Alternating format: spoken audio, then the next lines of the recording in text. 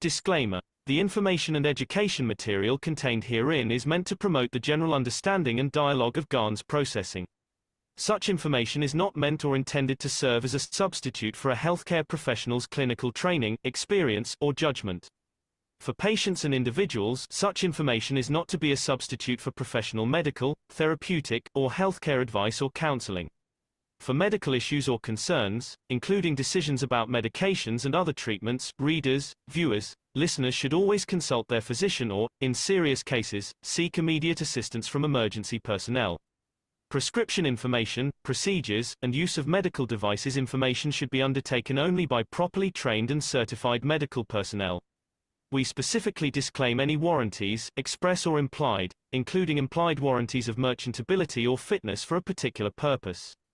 Such information is provided, as is, and is believed to be accurate at the time of its publishing, but it is the viewer's job to evaluate the accuracy of any information found in this presentation. Every case presented is of their own experience, applied by themselves for themselves, and it applies to their case only. Every person experiencing health problems should seek professional medical advice and consult their course of treatment with a doctor. The processes of plasma balancing described herein are a natural process which supports the body but does not replace medical advice or therapies one is already subject to.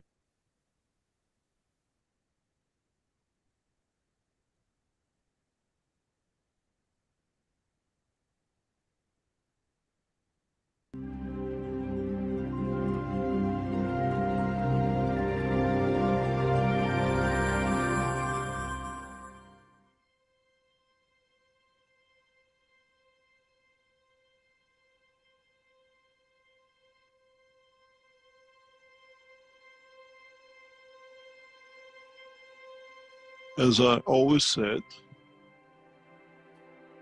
Earth is a nursery where it creates that seed, that bulb, and it takes you buy it, and then you plant it, you water it, and then it gives you that flower. I was in Amsterdam this few days for work of the Keshe Foundation, and I love Amsterdam because it doesn't matter, whenever you pass through the airport, they have tulips. And people from all over the world going through Amsterdam buy these onions or the tulips to take it to their nation, or to their country, or to their home, doesn't matter. And Earth is that flower shop. Is that nursery where the flower shop gets its flowers and its onions.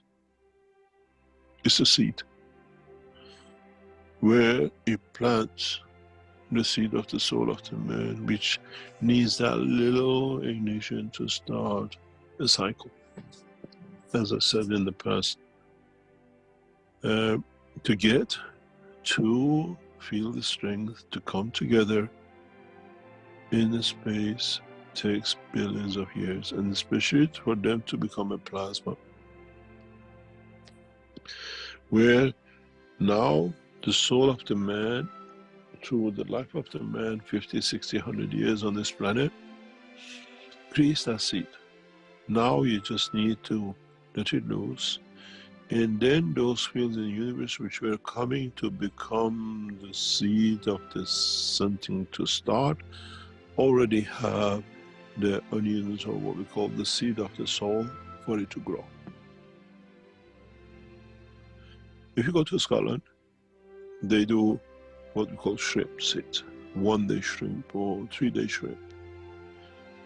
The people who are in the shrimp world, they go to Scotland and they buy 1 day old shrimp, and they take it to Africa, and then they let it grow.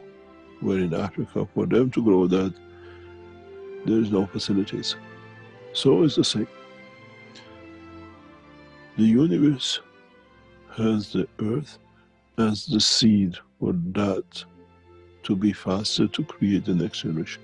You have to understand the light of, the knowledge of, the essence of the creation of the Creator is so fast, and is so fast in its vastness, that it needs it defines a point of control, amalgamation, and creation. And the soul of man is that greenhouse. Sometimes when I hear the scientists talk about the greenhouse effect and the earth is getting hotter or whatever, I laugh. I said, God created this greenhouse to create the soul of the man. What the hell are these people talking about? So this is why when you build a greenhouse, when you put the flowers and the plants in it, you go and check to see how beautiful they are, how they are growing. If there is any infection, if there is any diseases, you correct it. And this greenhouse called Earth gets visited by the Creator to see what it needs to be done, how it needs to be corrected, how you get the disease of killing and everything else out of the man. And then he sends what we call the gardeners, the teachers, to polish it, to perfect it, that goes out as a perfect seed. And that's our job. So the earth is that nursery.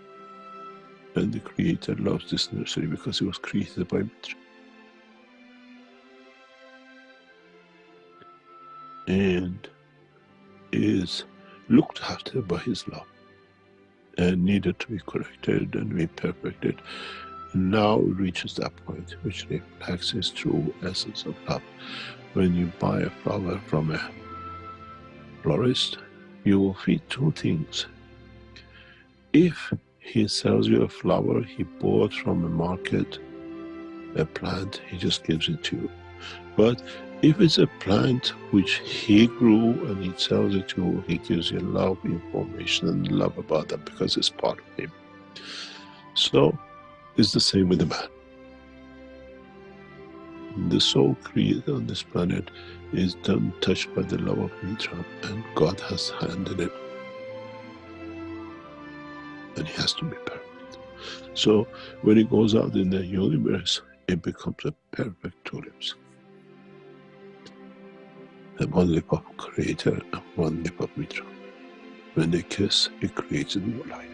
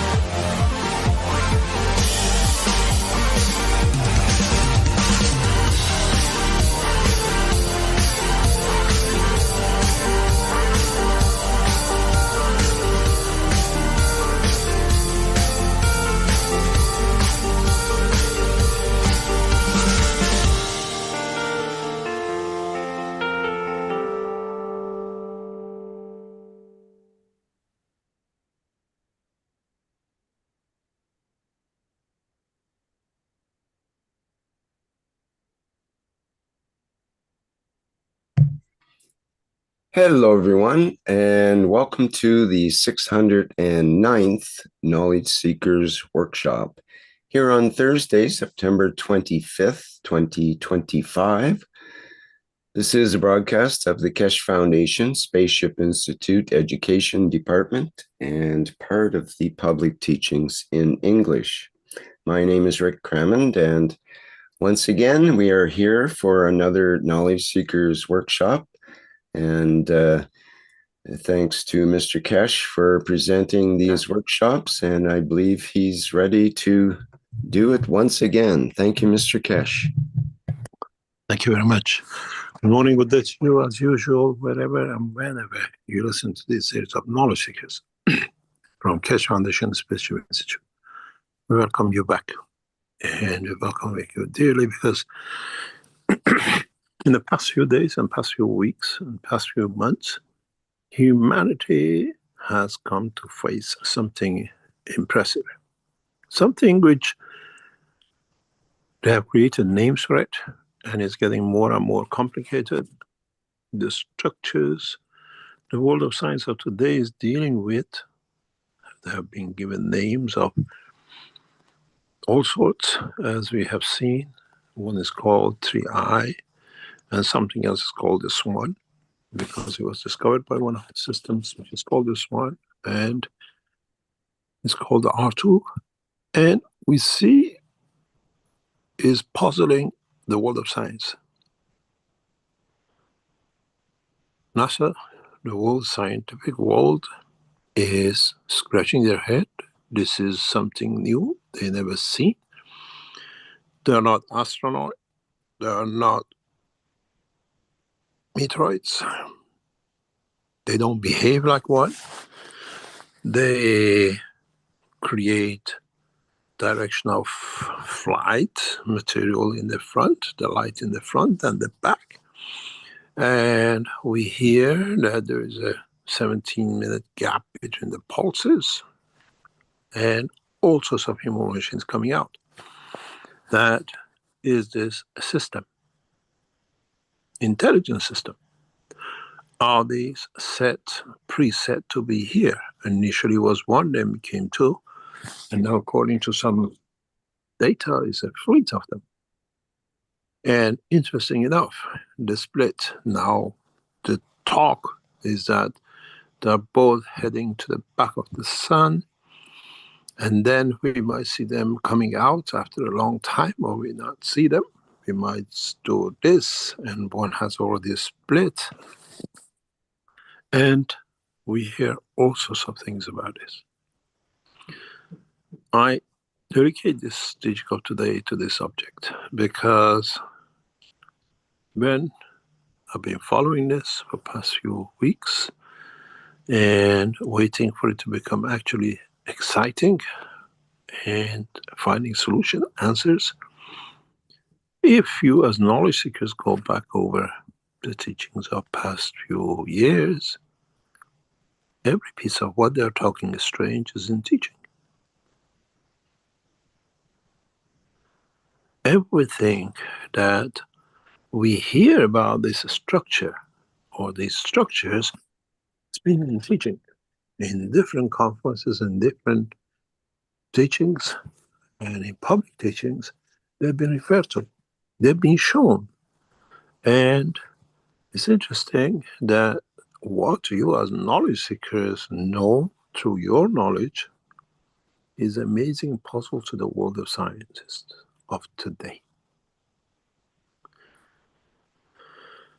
When I go through and I ask different knowledge seekers who have done transcription or have access to transcriptions to look into, find things, different one of them has come up with different pieces of information, which teaching, which section, which teaching, what time, when it speaks about UFO, when it speaks about the light and the rest of it. And if you go back to the even last 2 years, even go back to last May in Beijing, go back to what we showed was done with the Chinese scientists, and we showed you what we call the data from analysis from laboratories, and then there are the videos which has been recorded. It gives you all the information. You as knowledge seekers, are more advanced than the NASA, the European Space Agencies, the Chinese, and the rest. But the problem is, why I have brought this, is that these objects are what you call UFOs. It's the first time we publicly are encountering them.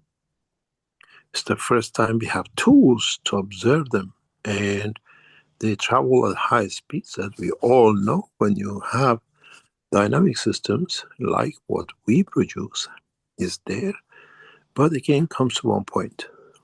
They talk about object we see traveling at so many thousand kilometers per second, which is beyond our process. But it's exactly how it should. This is what we said, it takes a minute or two to the moon and back. Now they say this is what's going on. They explain scientists trying to find a way to communicate.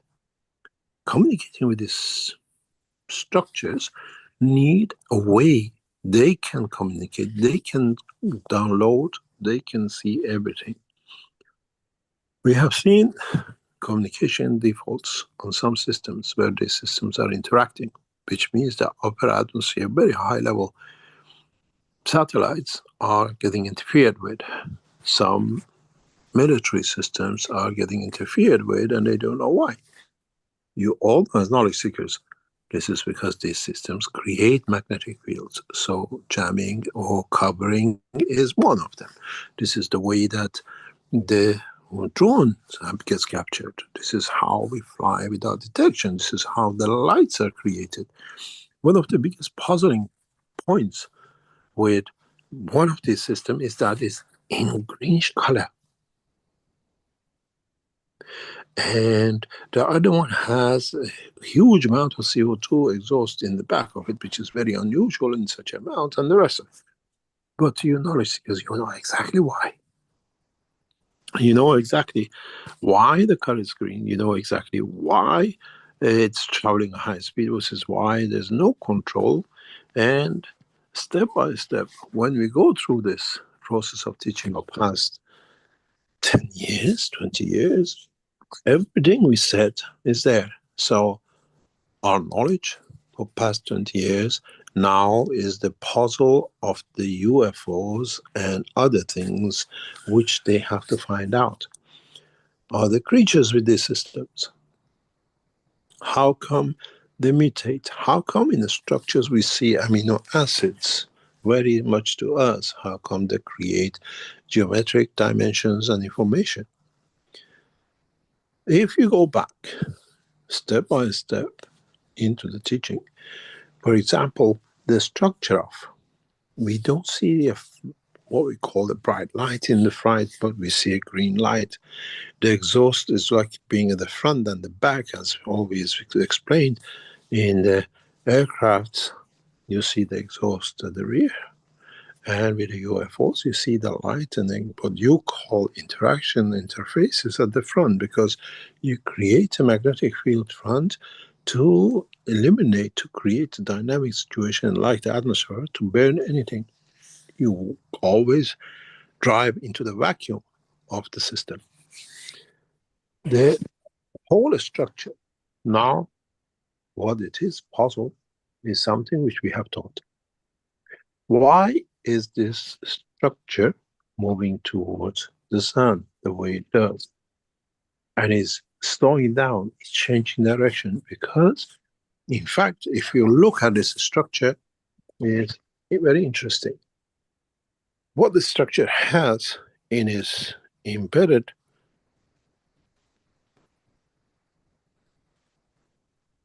system is very simple. This system has, and we see it in the structure in a very, very simple way. A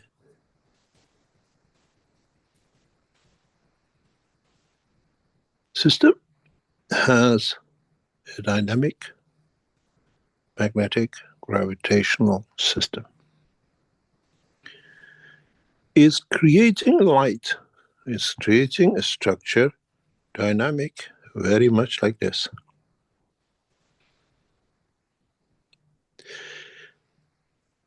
It is a version of not very advanced system, but it's a version of intelligent system where, in fact, the system sits mainly in this structure, and we don't see the physical UFO shape, but we see like a rock material, which is,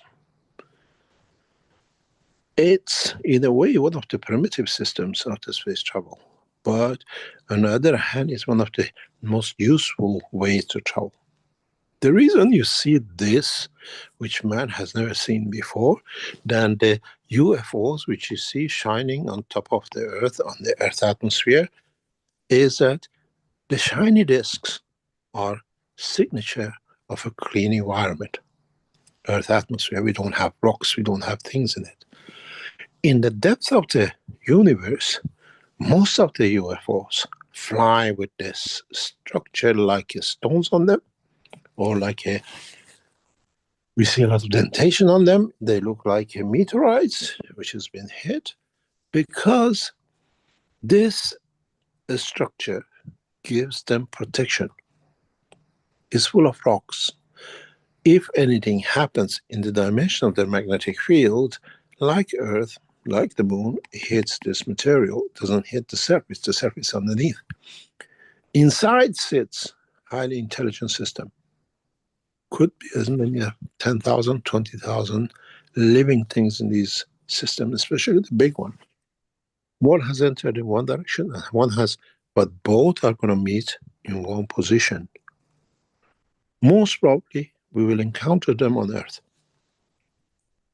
That's for sure. This thing has not happened just for the sake of doing it. And when you look at this structure of the, what we call creation of structure like this, dented or whatever, you all have seen. Now I give you part of an insight, what you've seen. It brings a lot of science too. Go back to the teaching, or go back to the structure of what we showed.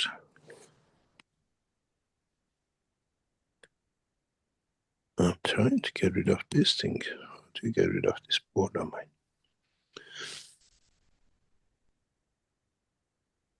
Stop sharing. I gotta come back in again. Sorry. I deleted this. Every day they change this thing.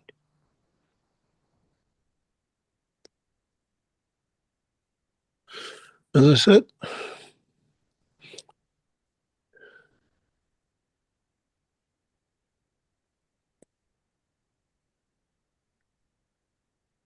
let me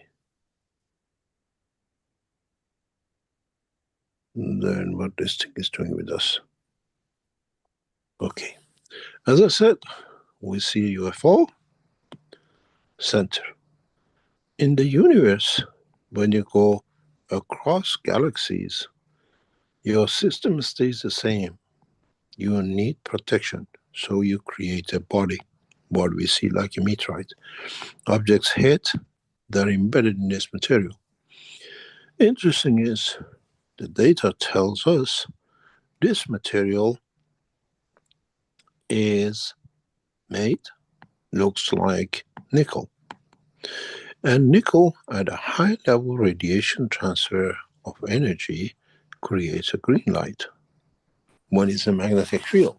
So now we know why we see the green light with this object, why we see it the way as it is. The center is where action takes place. The rotation of the material is here. The UFO sits inside. When this material, when this object enters the Earth atmosphere, we will lose 100% this structure. This will go away, and what we will see is the UFO. According to what we have, if there is a plan in this structure to meet with humanity, they're on their way. The bigger structure we see, which is coming, they call it R2 or 2R, this one is coming from dimension of the old structure systems, which is the spherical system, extremely long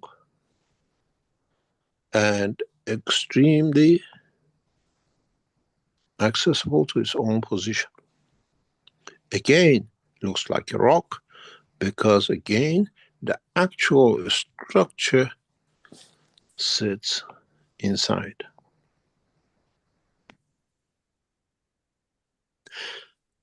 If, and most probably it is no if, it's a reality, we are destined to have the first encounter with what you call aliens.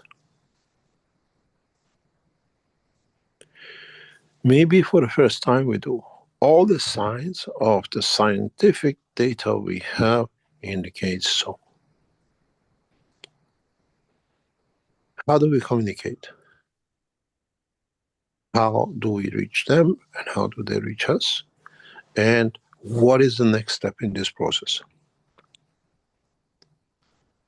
We have shown how to build the structure around this. You saw this, but you never understood. You were puzzled when we put the star formation in Beijing and we collected the materials in public, you saw.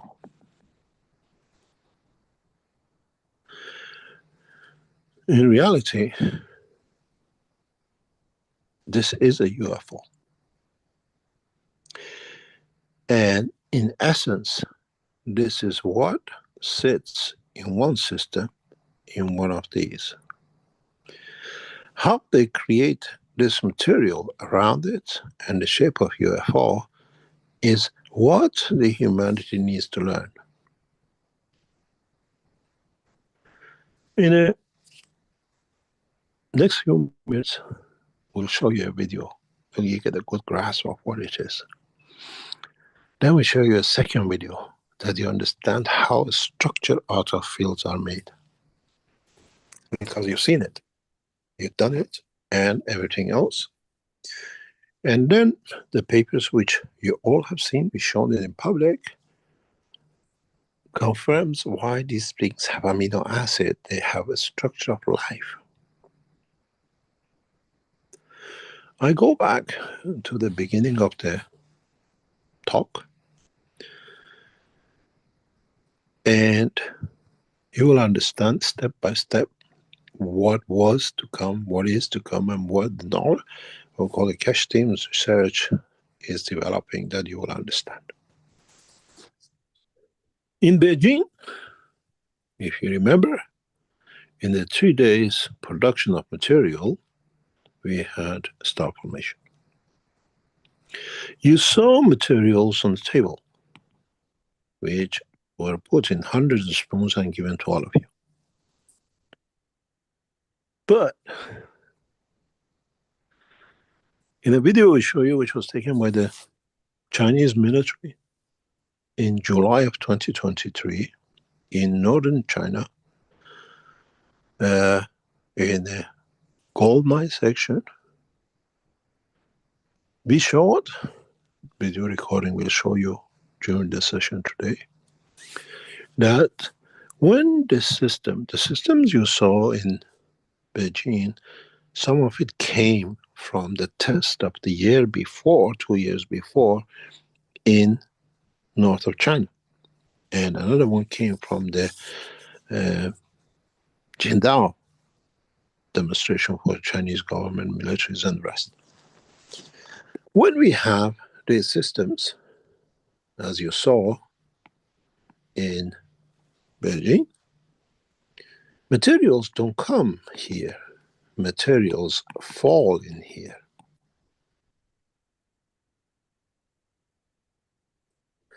In the video you'll see and you hear the sound of Chinese generals in the background, and you hear the voice of Wang Lin and others we have released before.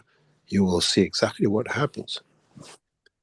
How these materials and how the shape of the UFO is made, there is no aircraft manufacturing. Aircraft manufacturing is the job of the man. The world of space, those who will come to encounter, hopefully, don't have factories to build the 9-10 kilometer spaceship. You can imagine you need giant men to do it. It's actually done by a smaller reactor than what we showed. All you do, you position your reactors, and by changing the strength or distancing the position, they give you the UFO shape. First is of the fields. When you confirm this is a field and the size of the craft we need, then you change to the second level, which you lot saw in Beijing. Now we change the dimension of the systems into material size.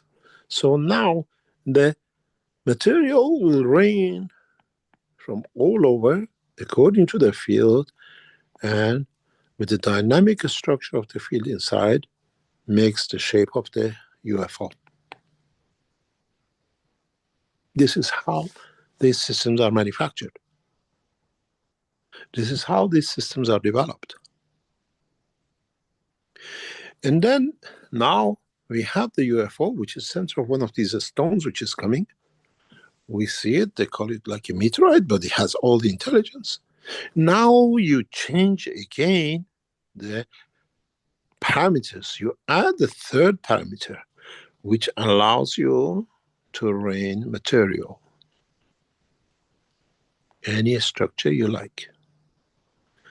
On Earth, bound magnetic field, metal of the sun, which is the pulling point of our system, we need iron.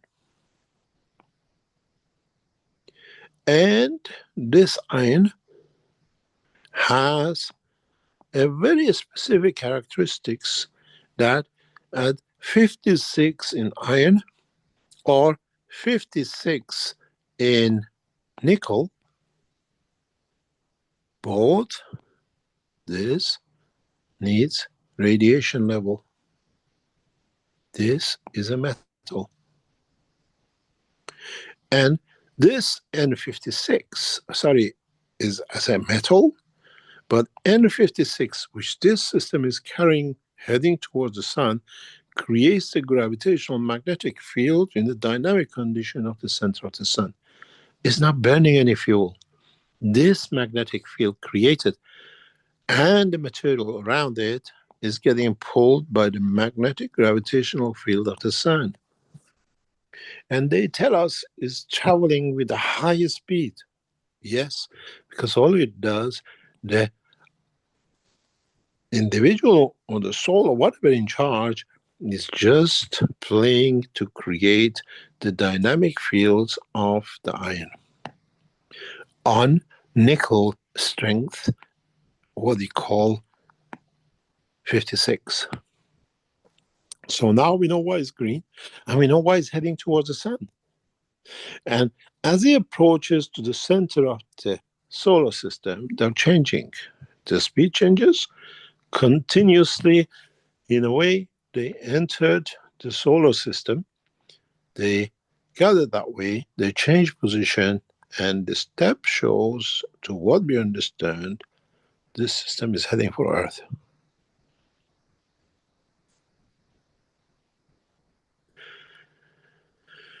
The big dentation we've seen on the surface of it, we can create. I'll show you how, because I've seen it, you know exactly what it is.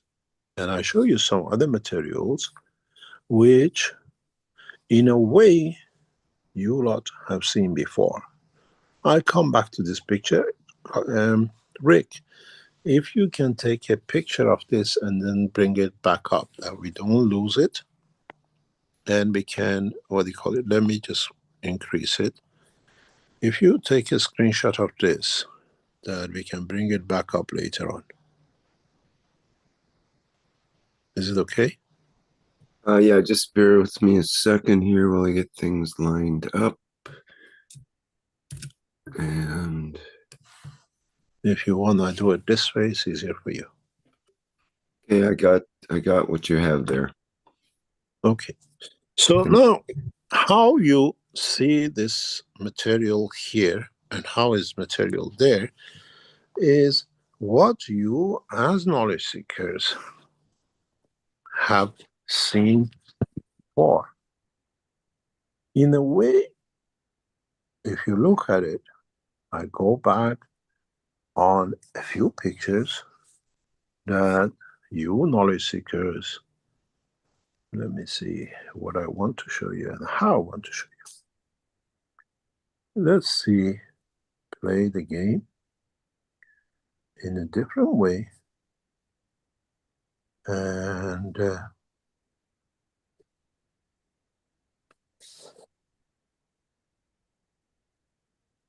we go at.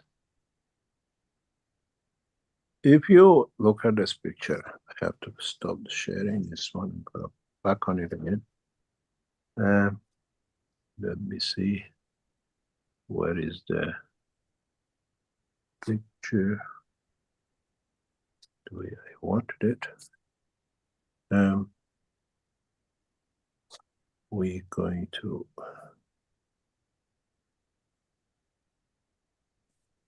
you've seen this before.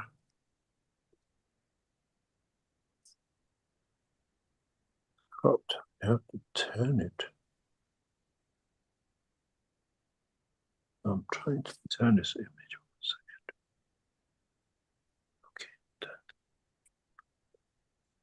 This image now is correct. I can share with you in the Zoom. When you look at this picture, you know exactly how we go, where we go, and what is supposed to be. We showed you in the structure before that how they build this structure. When you create the right magnetic field, when you create the right structures in the process of the system, you can literally build anything around you. You create material, you create dust, you create curvatures, you can create a shape and patterns, and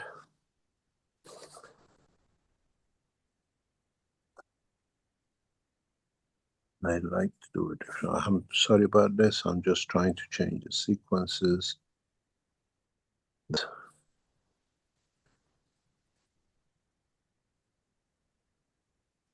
You get the right combination. Okay, now we come to this. This picture you all have seen, we published it before. We have produced this material, 3 different materials. It was done in China in 2023, July 2023, and repeated again. And the second time, 2024, and the 4th time, you knowledge seekers saw it in Beijing. So this is the material the way produced. Now remember that UFO I showed you, you create a dimension of the material. Now these materials rain upon you and stay on it, they make an outer structure. Now we show you how the structure is made. Then what we do, as you've seen, this is a structure. This is literally gold as a plate getting developed. So now that you created that material, you rain the fields in, you see the dots of gold, and you see the gold in that, inside carbon-14. So we've seen the dust. We've seen how the material is made.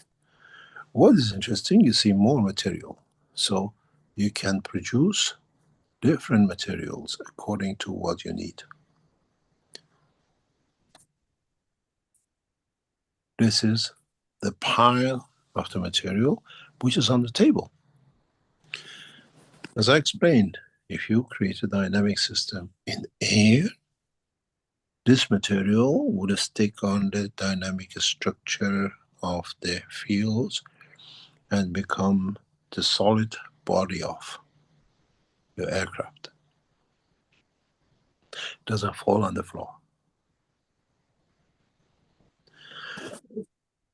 Now, let's go one step further. You can see here, we can shape the material. You see the structure, you can shape it.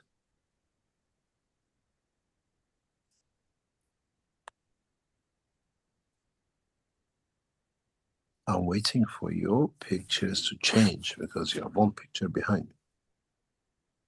Okay, you're there. You see this material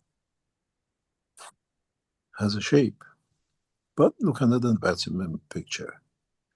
You see the different material shape. And now you can see.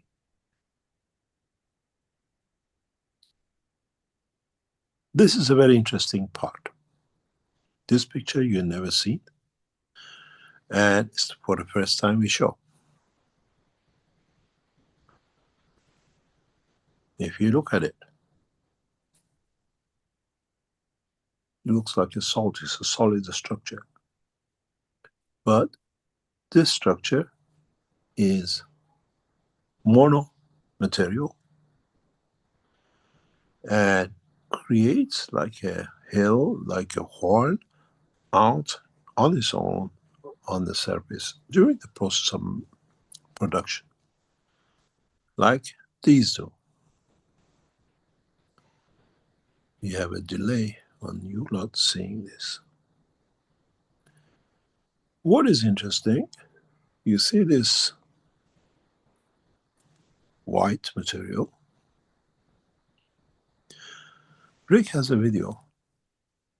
We show it to you, and then you see how material is made on this meteorite looking UFO which is coming to us. Rick, would you like to play the video? This is from one of the productions of materials. And you see how it just builds up. It's a recording of one of them.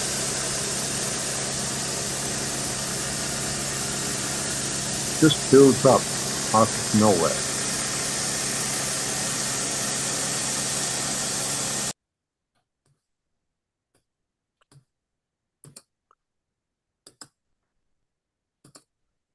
We have a number of videos like this.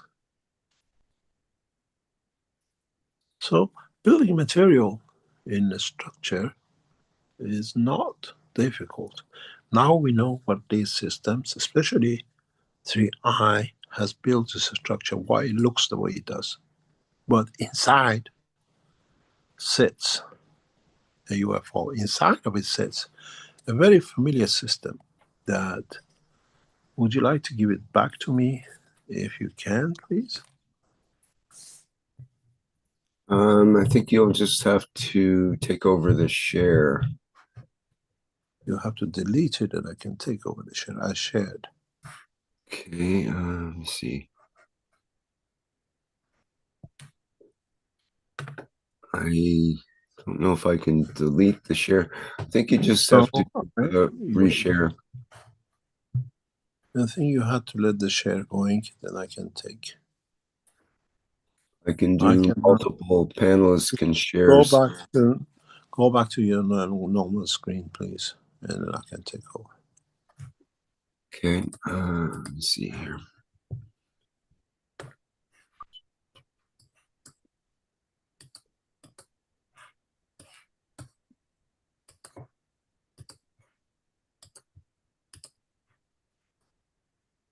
Okay, let's see if I can share this time. No, I'm not allowed to share. Something happened. Not allowed to share. Let me see. See, there must be something not. Do you want to start the video? Is that? No, I want to share another system. Yeah. Sure. Let me see.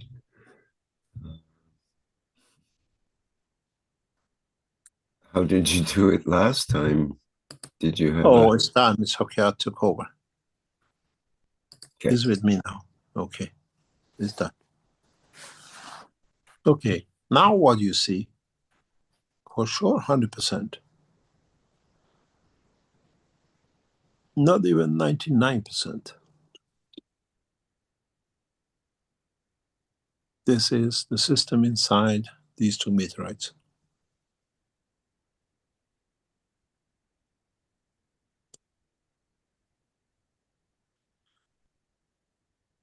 It carries a star formation of this, and because it has a fourth dimension to it, creates its own emotion. But the interesting is, if you go back to what we saw in Virgin, you see something very interesting. As I said, this is like the gold made, and you see the spots and dots of gold. You are behind me. Somehow I cannot. Okay, you are back here with me. As you see, material is made. The dust coming around it gives it that rough edge look that you see. And you saw the reactor produces it. But interesting point with this is this data. NASA scientist and the other scientist tells us that this object, especially 3I, has amino acid. This data is 11th November 2023, done by the Chinese military. This is the material they took from the test in northern China. They test to see what's the composition of it. And as you see, it's Chinese. It's got on the corner bottom side, seal of a stamp, which is official. And what is interesting is this. Have a look. It has everything. Copper, zinc, iron, selenium, nickel, magnesium. Everything is in it.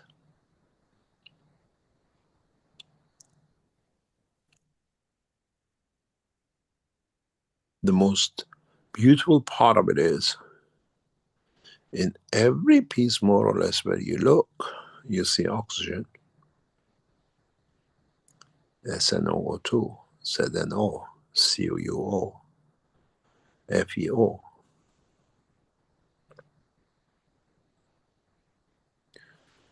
And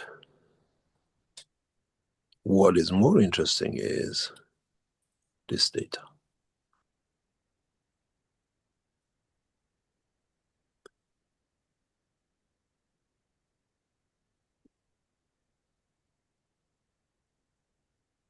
Gold,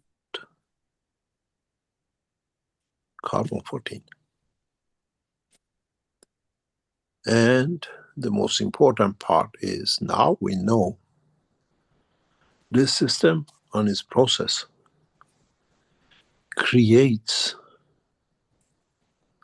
systematically materials of life. It produces in the shape of itself, if you look at it, the cornerstones of life on Earth. It has entered atmospheric condition of the solar system and it mutates to it. It picks up its intelligence, it picks up its language, it picks up its knowledge, and at the same time it carries the knowledge of the universe.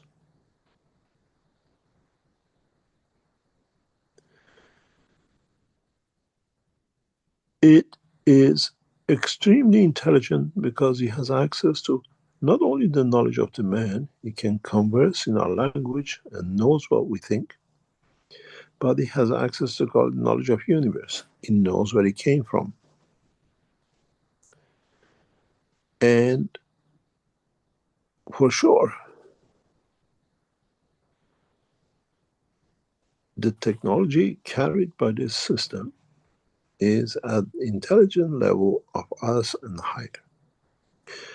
The only way our governments or citizens of Earth will be able in one way or another to communicate with these structures is if they decide to copy us. If they decide to approach us. And we have seen in the past few days, for 17 minutes, the system disappeared off the radar, of the whole screen, shots across the universe, solar system, and the rest of it. There is a reason that this craft carries a 17-minute cycle. We know this because in one of the tests we did with you, we used the what we call fraction of it because it was more applicable, and we done the same 17 minutes before.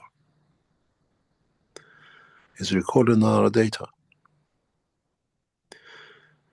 The 17 seconds and the 17 minute creates emotion. So these people, whoever they are, they're learning about the emotion of man.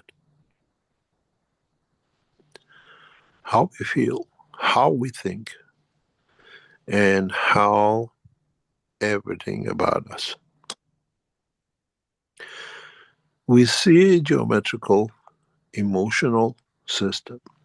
So replication of making with what we've seen on the table, human-like, human intelligence is absolutely no problem for this.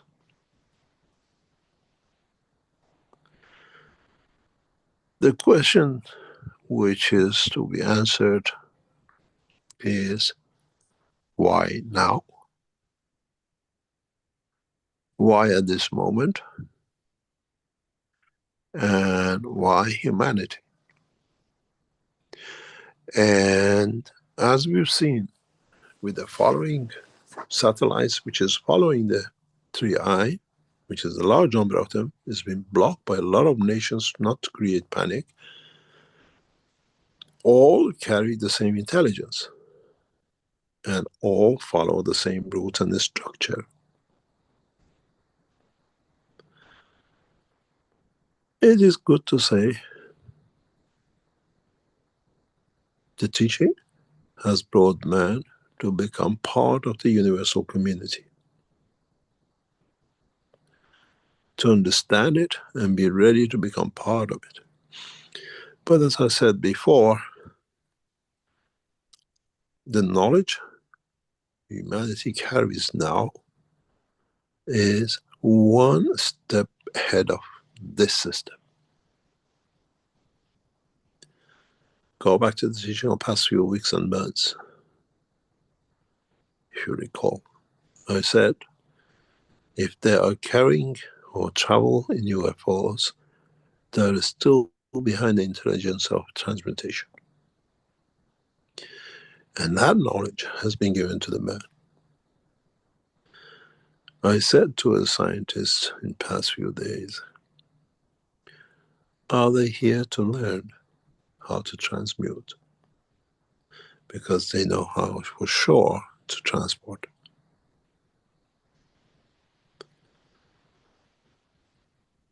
All the dents and all the bits we see on the surface of these objects, the shape of it, if you just look at the shape we are looking at, they're feeding us with, is very much a UFO inside, elongated UFO. And it's one of those long, short flight systems. And it has reduced the speed as has entered what we call the solar system. And the giant one, which has come from that is has characteristics of the mother, the main shell.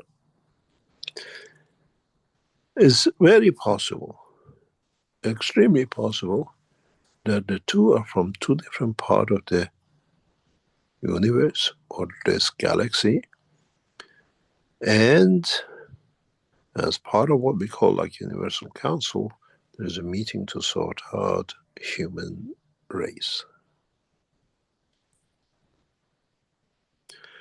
As I said, we are here to take man to become part of the universal community.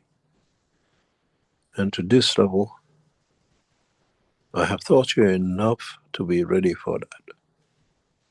To understand the knowledge and not be baffled why they are and how they are. And how they travel at these kind of speeds. These systems outside solar system travel with much higher speed. That's why we never observed them from the point where they came.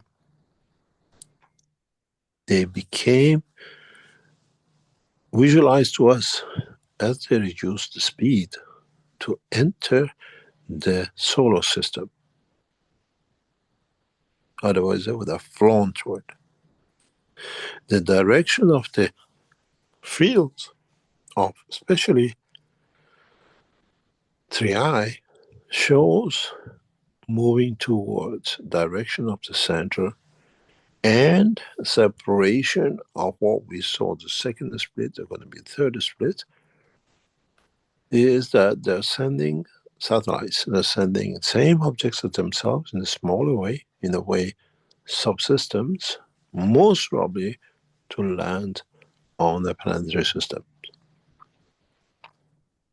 We should see more breakup, as they call it, but they don't understand these are, again, UFOs covered in the same, they behave the same. Follow this material, follow how a lot of information suddenly has become scarce because governments are scared of what is coming in. It's a swamp of them. It's not 3i anymore. It's 3i and a few hundred 3i babies behind it. The purpose is very clear, but we understand the technology. And at this moment of time, we have the technology to communicate and their strength to convert it to the language of the man. Systems are getting built for this purpose. And so, what is interesting for you as knowledge seekers is that with you having this knowledge,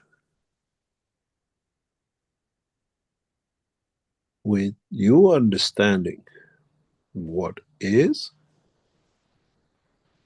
on the table,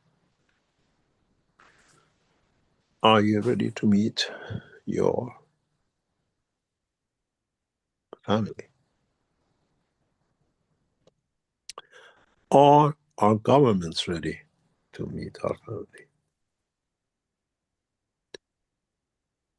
When these people land, when people come, they'll ask for one person only, which is trusted and is placed by them, through them on this planet. And that person will become the spokesman between the universal community and the human race. Obligation of obedience comes out of respect, not out of fear. And they will rule through emotional understanding with a physical presence. Where, as knowledge seekers, you've been taught how to command the emotion through the soul. So, human race is centuries ahead of these people. They're still depending on aircrafts, and many of you have transmuted.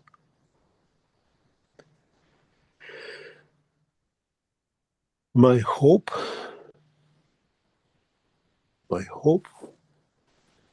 is that humanity understands this.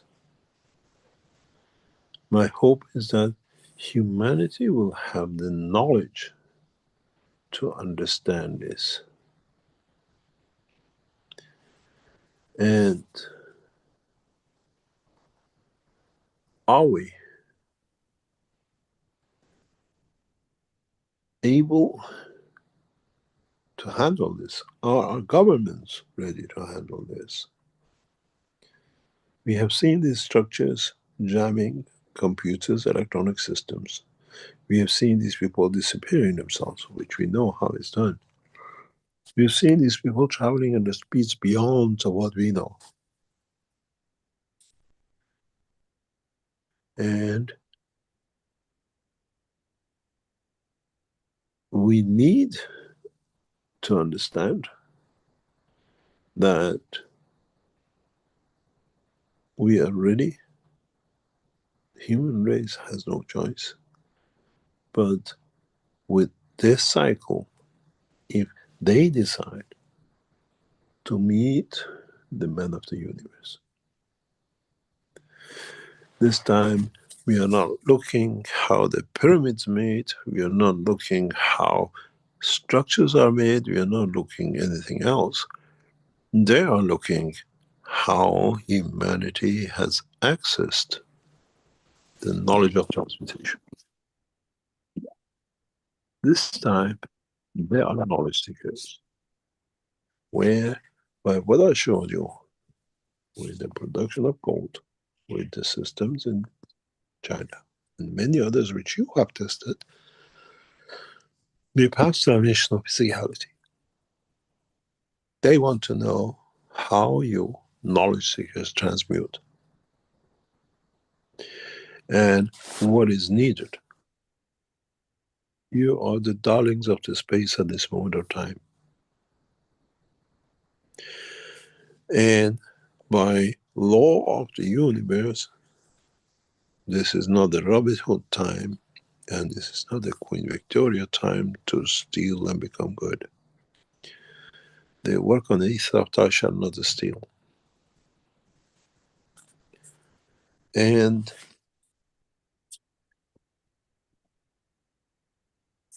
this time, humanity has the knowledge and upper hand in being the teachers. The only thing we don't have is to be man of peace.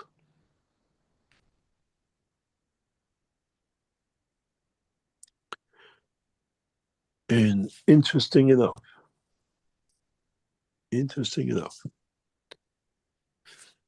if you as knowledge seekers understand what knowledge has been shared with you, you are decades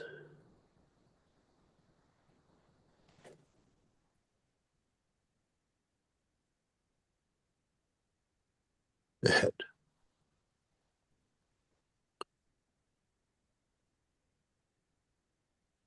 You are decades ahead. You are centuries ahead. And now what I told you, and I keep on telling you and I repeat myself,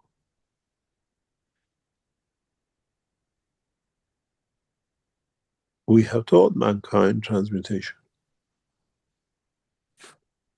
In the essence of the emotion of the energy.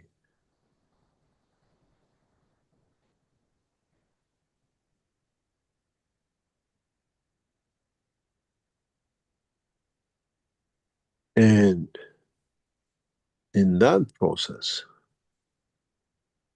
we have learned a lot. These structures, even though UFO looking, once they enter the atmosphere of the Earth, when they enter the atmosphere of the Moon, Mars, and our scientists be able to follow them, they will see what you've seen UFO. Up to now, we always considered UFOs. Now your knowledge has extended that these people put a space jacket on their system, travel like meteorites. This is one of the reasons the world of science has never been managed to see them. We always considered that in the far distance, they're much to do with us, very small, and they pass. They look like a rock. But this time it's not. What has concerned me is why 3i is holding its cylindrical shape.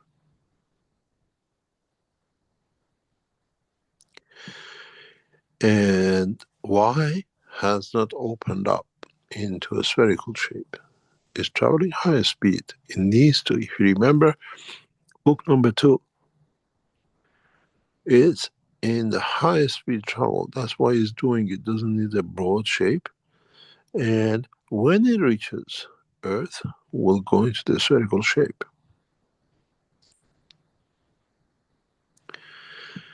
It will take its shape and it will change its shape to this configuration that we are used to as UFOs.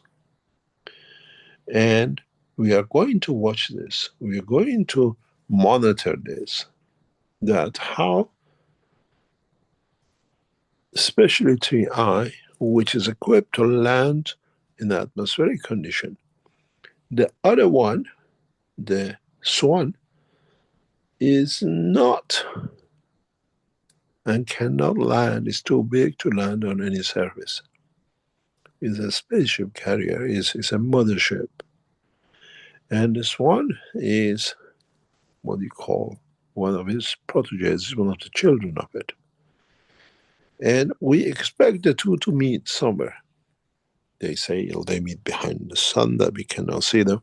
If they came this far, they're not scared of you seeing them anyway. And or are they going through the Earth atmosphere, rendezvous, they meet in the solar system atmosphere, rendezvous, and they go, or is there a plan to land on the Earth?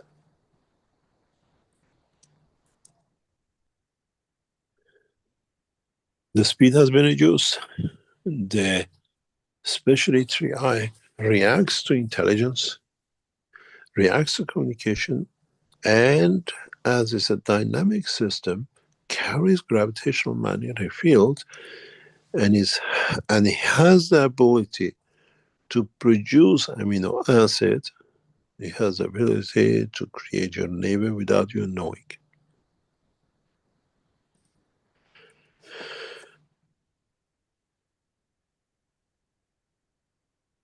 Next few weeks will be interesting how the governments will look at this, how we as knowledge seekers understand this, and how for the first time we have seen a UFO which is going right through us. To what we understand from the knowledge we have, these systems should not convert. They are on a track, rendezvous, leaving the solar system, maybe releasing a couple of the smaller systems to land on Earth or Moon to explore, but there is a bigger job with them. There's 2 or 3 reasons we see this, but possibly they land, is that the trajectory and the dimension is going out towards another galaxy.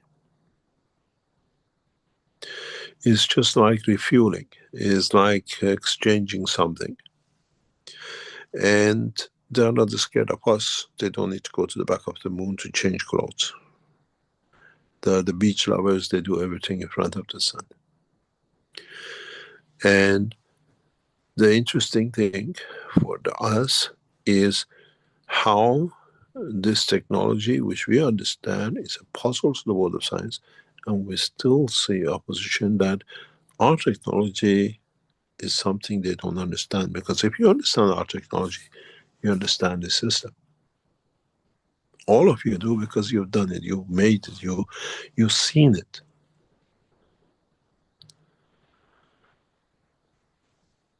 Some of you are part of this development. It's not me saying so anymore. And it's not just because we think so.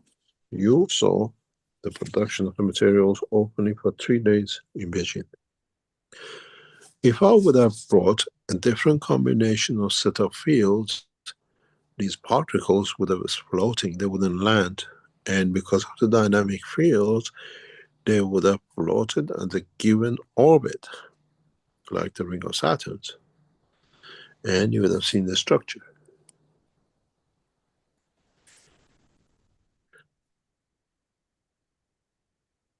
So be ready for a lot of surprises.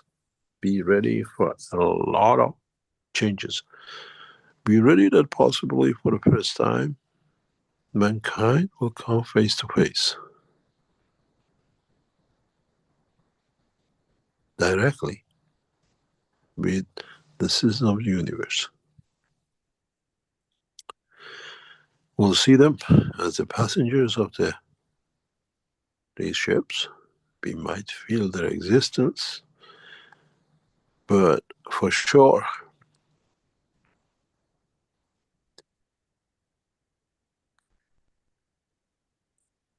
these systems are there to bring a new change to us. But with what you know as human race, they're here to pick up your brain, the emotion of transmutation. If they had it, they wouldn't travel in these old grotty systems.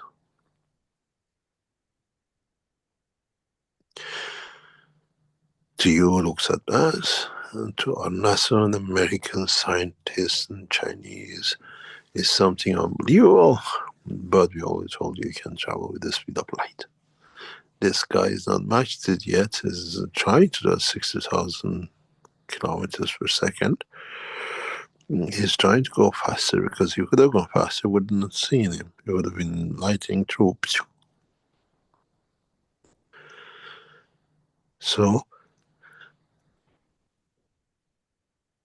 if you come to it, we'll meet men of space, not much more intelligent than man, but they have managed to understand the system and build it. But now they're after your brain, how to transmute. And that's their problem.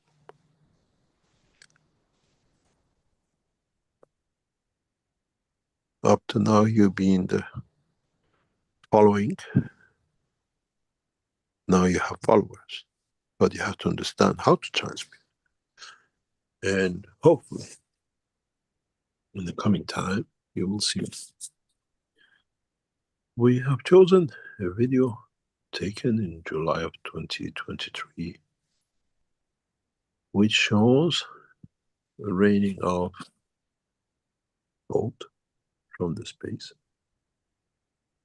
And this is videos with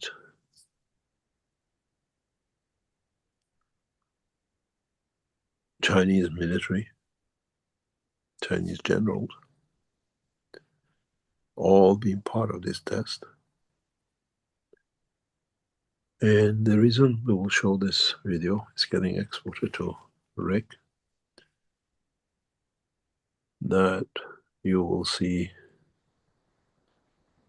is not a fairy tale, but me tell you, you just need to create a dynamic field of the dome.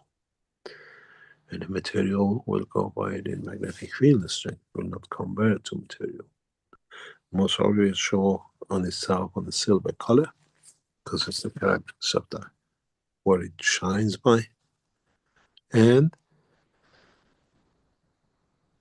you were too busy watching what material goes on the spoons in Beijing, but we were invited at night to the position by the military. We had to drive 60, 70 kilometers to get to the position. As they called us, they said it's raining gold everywhere. And we went there, you hear the voice of Anglin and Chinese officers to see how does it feel to rain gold from the skies. Once Rick receives this video, it's about 5 or 8 minutes, 10 minutes. We'll let you see it. And then you understand that if you add a balloon of the fields in the center of this rain, you will make the UFOs. And if you add a second dimension of fields, as you saw copper, zinc, and nickel, and everything else, you will produce it as an outer shape. In a way, you hide yourself inside. And what is interesting is how this material rotates. I'll explain to you somewhere in the future why this material rotates in the dimension of physicality which is going, and why its other partner is actually moving in a different shape, different size, and they have a rendezvous. Would we see transfer of light objects from one to another? Would we see amalgamation of the two, that one enters, the other one lands inside? Or would we see them crossing each other, two ships in the oceans? Either way, whatever happens, the fundamental knowledge of this technology is in the hand of the humanity. We understand it. We have offered the Chinese government, military this morning, if they want to do, or we shift it back to United States, to NASA, to collaborate to bring these systems and other agencies like Iranian Space Agency to be able to communicate, to replicate, and the rest of it. What we showed was impossible. Now it's been seen. Now the knowledge has to be understood. And the Keshe Foundation knowledge seekers have the knowledge. No need for rocket propulsion. As the gravitational magnetic field of the sun, if you match it, pulls you, you don't need to burn it. And we see it now. They tell us more. Governments are scared of what they are observing. Government are censoring a lot of things which is coming with the system. What is their main concern? They tell us, they said initially that it could be because of the proximity of the two, what we call solar systems, and the rush of meteorites, as we explained before. Now it's been accepted. Or it is, as we see it, for the first time we're encountering another intelligent, another life. It can change. It has amino acid combination from its structure. It has intelligence because it changes position, continuously reacts. Is an interactive system, and it can only be interactive if you have intelligence and life within you. Maybe I'm wrong. Maybe I'm right. And maybe if they decide, we'll have the pleasure of meeting one of us as created things of the Creator on this planet, which we didn't know. A bigger family, bigger structure. All depends how much more this I3 or 3I will release more to land. But what is interesting is how they disappear. There is a reason for 17 minutes. We know that fully. It has been tested in our systems, and we have tested what we call 17-second phenomena with a specific reason. The reason for it is what we call, we wanted to understand how this factor of 17 affects us. A factor of 17 works in our system, and is factor of 17 how it affects our position. There is a reason we use this 17 figure, because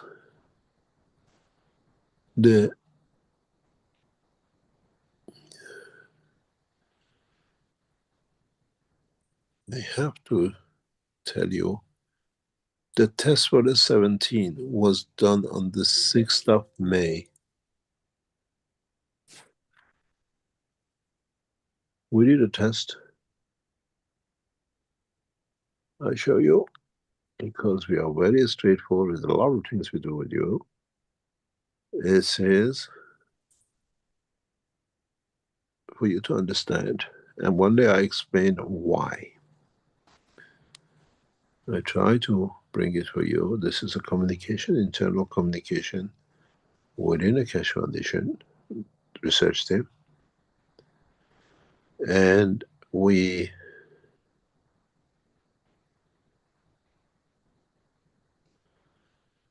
understand the reason for this. Why scientists are seeing 17-minute pulses. And why this is important to a lot of our work, because 17 has a significant scientific reason.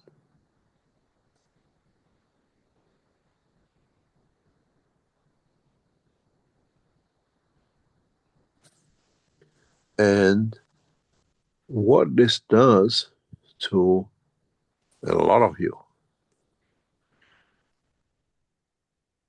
it has a psychological effect, and it has a specific characteristics on the body of the man. And it does a lot of things which brings a lot of emotion into play.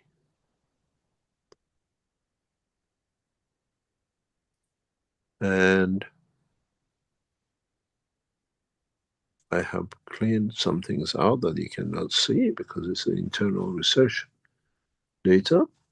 And I show you how, what the world of science is looking for, what it means, these 17-minute gaps, and what it does, the purpose of it.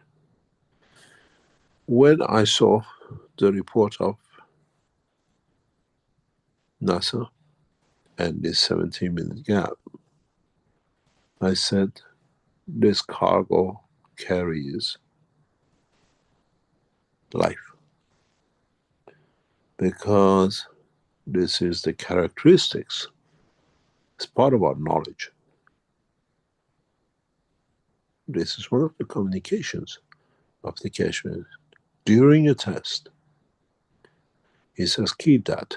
Now add this to physicality in 5 minutes with the same and plus 17 gap. And you see the graphs.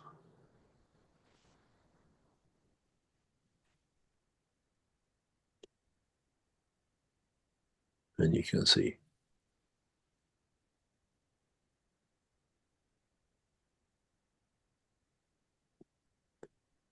It's done.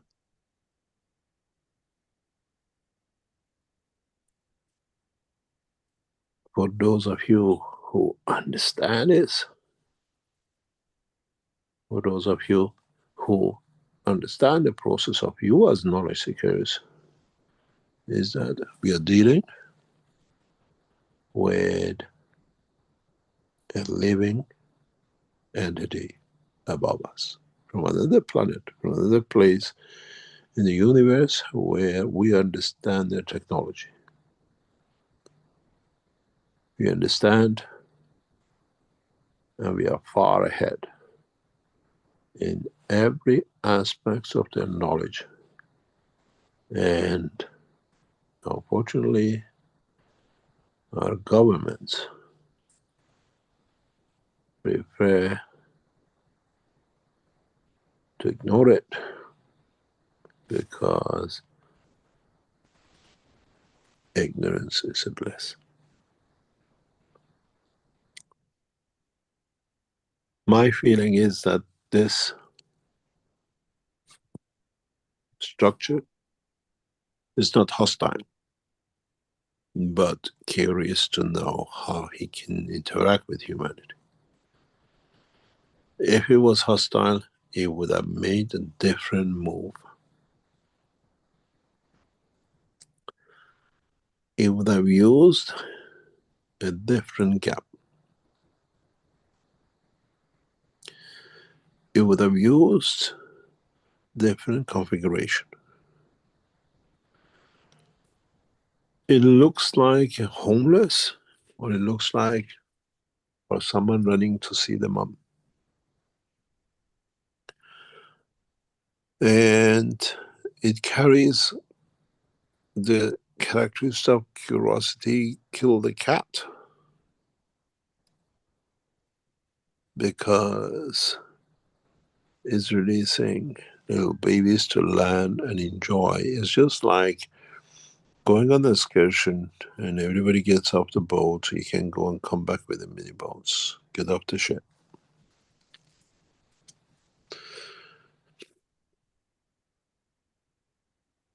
I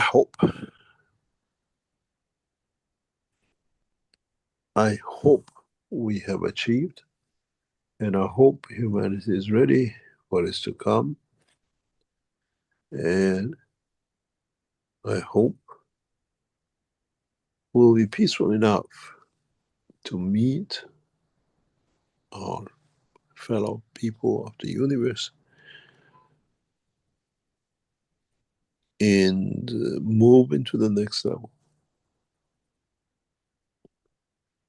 Not only we are hungry for this, but we are hungry for peace.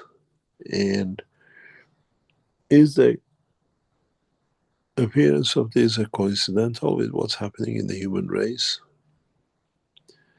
And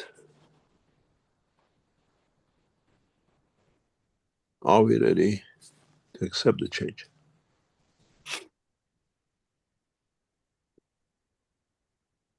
Rick, have you received the second video? Have you managed to download it?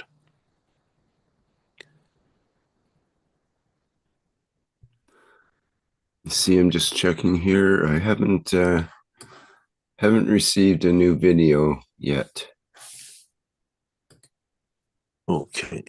They tell me 10 minutes. Hopefully after the break we can have a look at it. This video is important because it shows how we pull materials, and if we add the additional system inside, we can create the dynamic fields of the space gap, structure material production. And this is one of the characteristics of this system. and the material, the behavior, the change of course step by step. It shows if this system does not land, we cannot land on Earth, it's impossibility, it's too big. It will affect all of us if it does. And the magnetical gravitational field bringing it into upper atmosphere will damage all our communication system. Possibly, if we come to an interface, will be through smaller spaceships, smaller units, as we've seen already divided. The scientists don't understand it. There are pictures on the internet, you can see the split. There's actually a UFO inside the small system. It's just like coming off it. They will land with us because they can pass through. We might see some damages, some of the satellites, because of their going through the system. And having some 15,000 satellites orbiting around the Earth, it's not easy to go through without interacting with something. And if he does, if he happens, then we see the new cycle. Most probably we'll see them in the northern, what we call northern hemisphere and the North Pole, and in the southern hemisphere and the South Pole, because there's less of what we call satellite interference.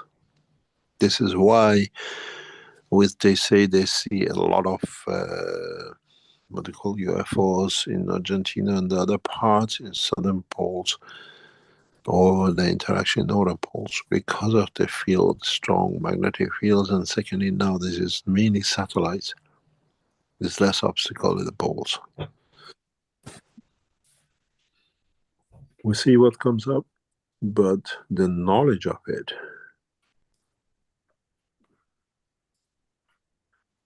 and the understanding of the knowledge is all in our hand.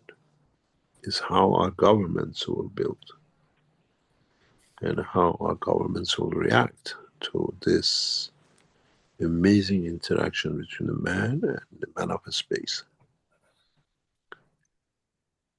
And I don't think we'll see a human face, but I'm sure we'll see a face of the universal community members. We go for a break, we come back, and hopefully in the second half, Rick will have the video to show you how it rains and how when we add a system inside will allow us to create that elusive silverish goldish color which we call UFO. And now for the first time you understand UFOs don't travel with a bare skin in the space, but they travel the way we see with both of these universal units and the children which is behind them. We go for a break and we come back, and hopefully we'll learn a little bit more. Okay, excellent. Thank you very much, Mr. Keshe. Great teaching today. Okay, we'll take a short break here. I was going to play the description of Mr. Keshe in the last workshop or previous workshop about the unit that is being distributed around the world. And that's about a 6-minute video, and we'll be back after that for the second part of the show, where people will have an opportunity to ask questions of Mr. Keshe. So if you do have a question and you're in our Zoom participants here, attendees, you can raise your virtual hand and then we can get your microphone open so that you can ask a question. And those in the YouTube can also put a question into the chat there. Okay, back shortly.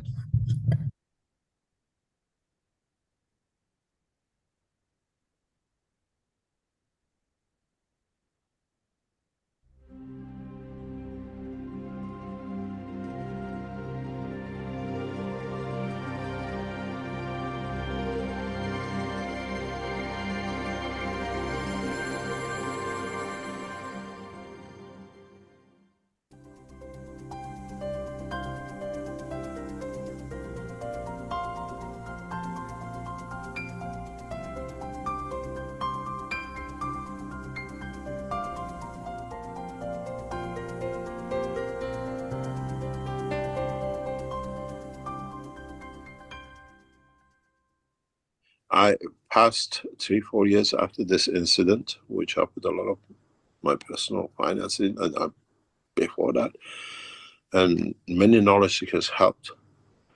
I said to myself, and I said, I must have been a fool financing millions and millions for the foundation.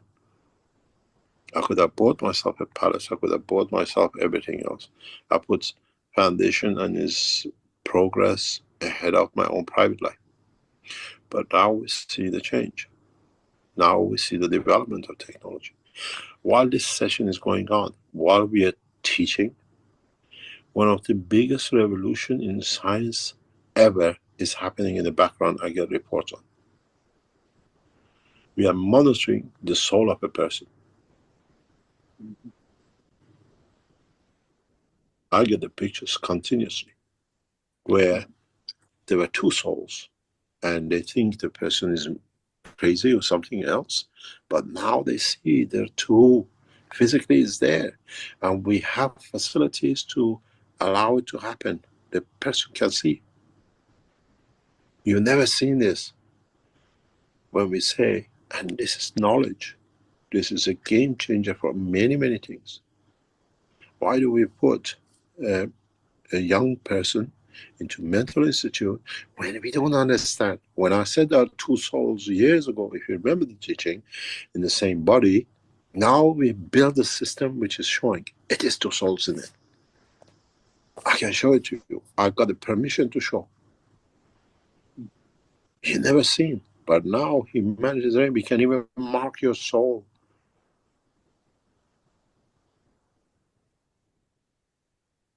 Once we finish with this process, I have a permission to show for knowledge to be spread on, to take up. Change is pain. His young person suffers for life because everybody thinks it's crazy. It's not. It's there. And we have the facility, we have the knowledge to allow the energy to be absorbed. We don't kill, we make 1 hour. And it's beautiful. One day, once we finish with this process, we'll make a file of it and I put a session the way we did with the Maghreb system. We put a session on teaching just for you to see how two souls exist in one person.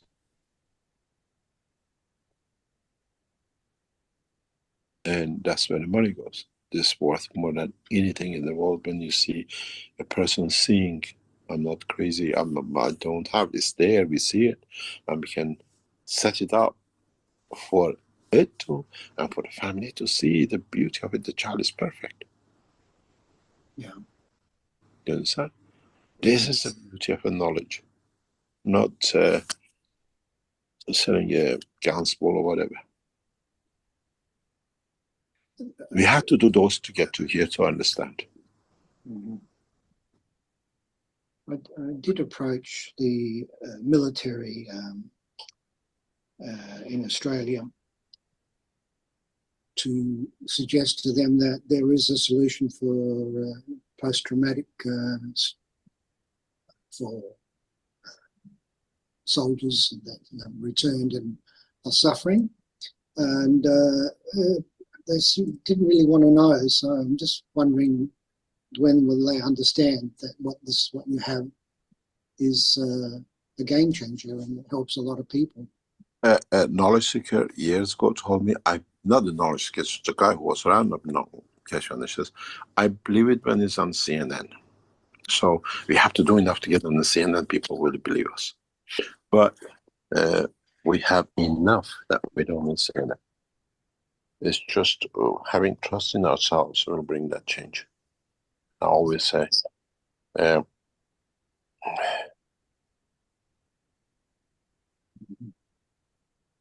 Thank you.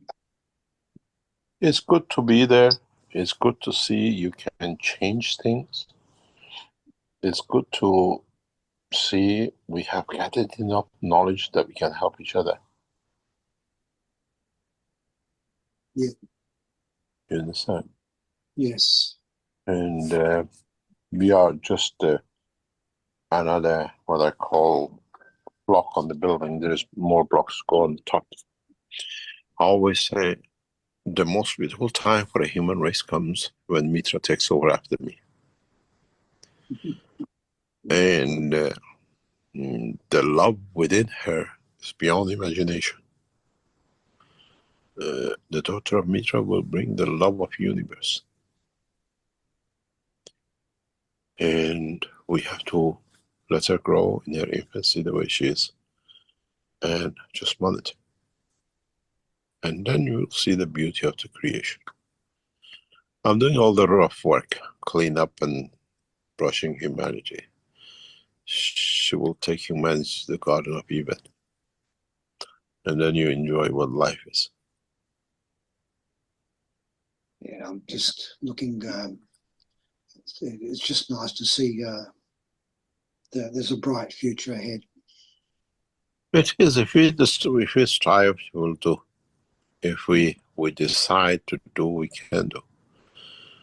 And it's how we understand each other. That's a problem. We prefer not to understand.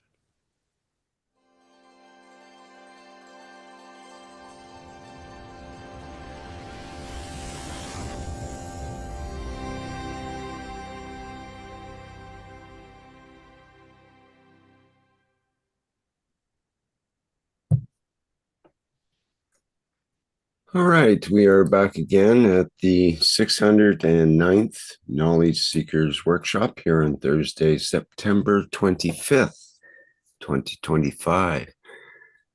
And as I mentioned, it's the second part of the show, so we will have that opportunity to ask questions.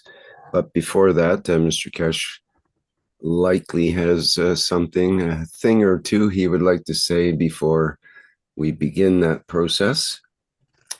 And I expect today will be no different. Not really. We've just been occupied with a lot of things as usual. Working very hard to work with the governments, work with the militaries, work with the expansion of these units for everyone. And at the same time trying to upload, upgrade and understand other part of the technology. The next step for us, as we'll ask very soon to join us, is production of the what we call intelligence system using pico materials, which will change the world of the computers immensely. This is the next target for us because everything else is getting developed. And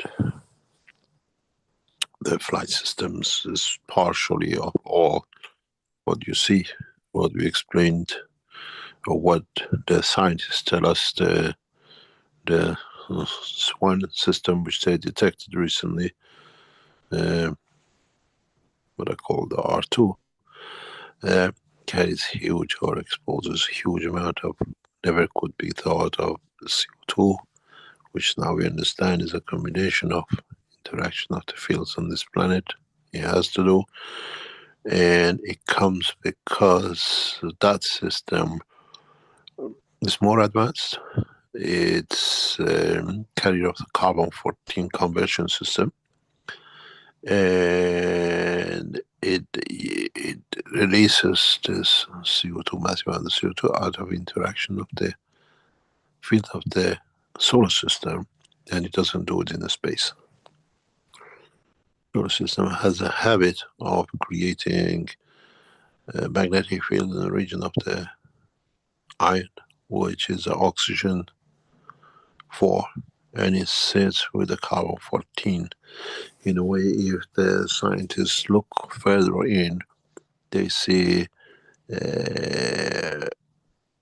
carbon-14, oxygen 14, not oxygen 16, and this does not create on Earth. We cannot do it, but in fact, we see two reflections of the same atom, and they consider this to be a CO2. I'll explain this one day. It's the backbone of the structure of the physicality in many, many galaxies. But in all, we're still looking. We are looking for knowledge seekers to purchase more of these units that we can bring this system in with what we call universal systems. We have received offers and people who made commitments and are fulfilling their commitments, and we are moving forward.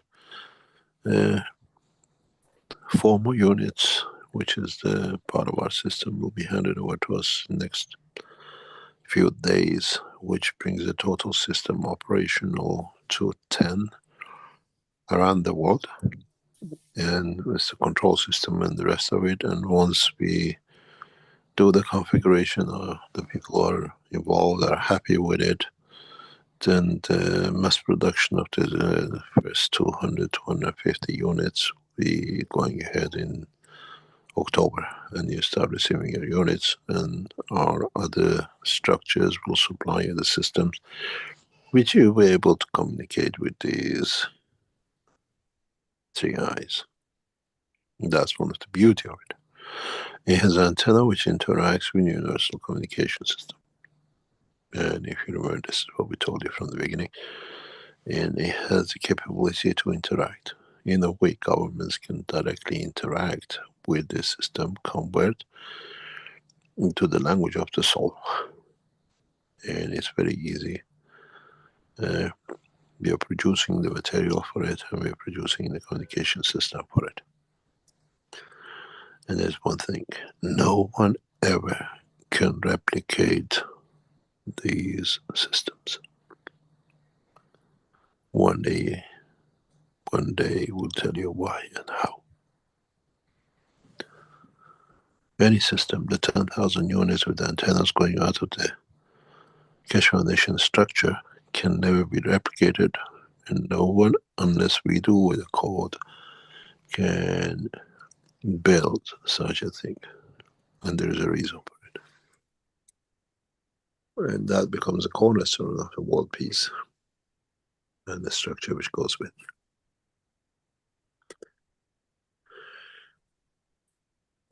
Any questions? Okay, thank you, Mr. Keshe. There's a hand up with Ed, but before we begin that, I'd like to comment or ask a couple of questions regarding the 3i that you introduced us to today. Just let me get up there's a Wikipedia image that I was showing earlier. First of all, we have this image of the brightness of its coma due to the gas molecules, apparently. And that was somewhat interesting. But the part I wanted to bring up right now is the image that we're looking at here, is the top view of the trajectory of the 3i atlas through the solar system. Now, I thought it was very, very peculiar because, first of all, this being a top view, and the Earth and all the planets are basically on the same plane. They call it the elliptic plane.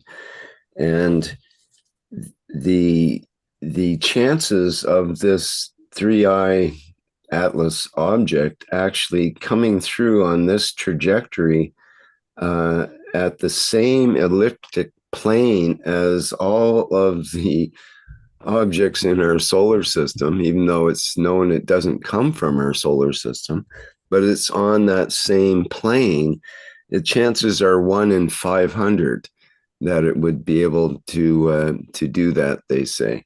And so it's very, very particular to be on that elliptic plane to start with. And it comes from beyond Jupiter here, and as we'll see in just a minute, and we'll see it start now down below. And it comes up, it comes very, very close to Mars, like about as close as you can get without hitting it, in a way, right there. Has a look at Venus, a little bit of a look at Earth, but look how close it comes to Jupiter. It goes right beside Jupiter, like, hello, mama, I'm back again, or something. And you were saying, Mr. Keshe, that this entity seems to be, did you say something was coming back to its source, or getting, as Antonio says, is it going near the sun to energize itself as it travels? Can you freeze this picture? I'm not sure. Let's see. Take a picture of it and freeze it. I tried to freeze it, but it just amplified it. Let me try it again here. Just take a screenshot of it. I think I have to refresh just a minute. Okay, so I can take a screenshot. Again, this is the illusion of our present science. When you look at this picture, it's this is how they have made these pictures, and it's not correct, because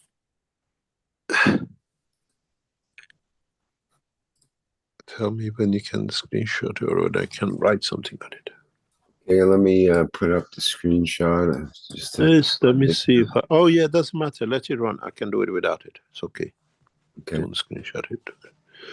Something which you have to understand: a lot of these pictures we watch is done for the convenience of their passing the information.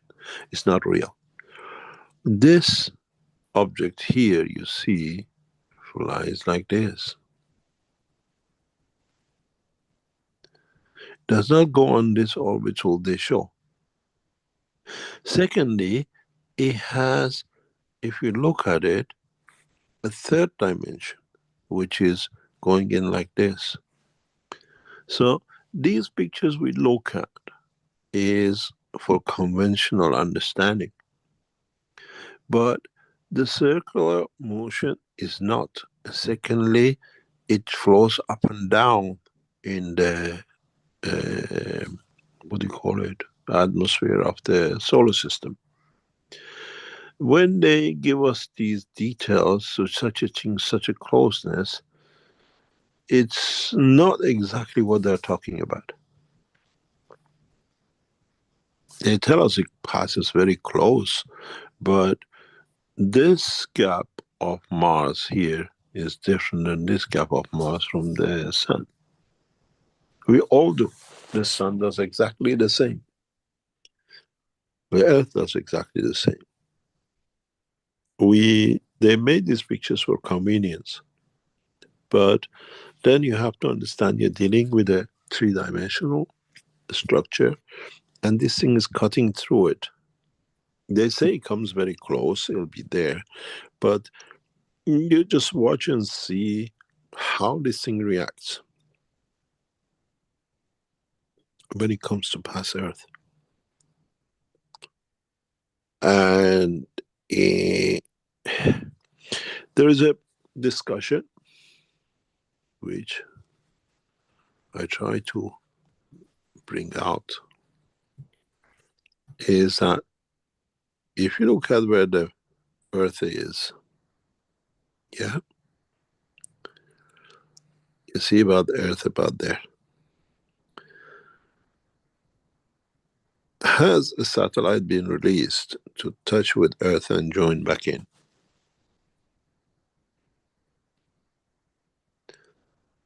Are we there for an encounter? There's another possibility which we don't see. Sometimes Earth is here by the time this crosses and the R2 comes here.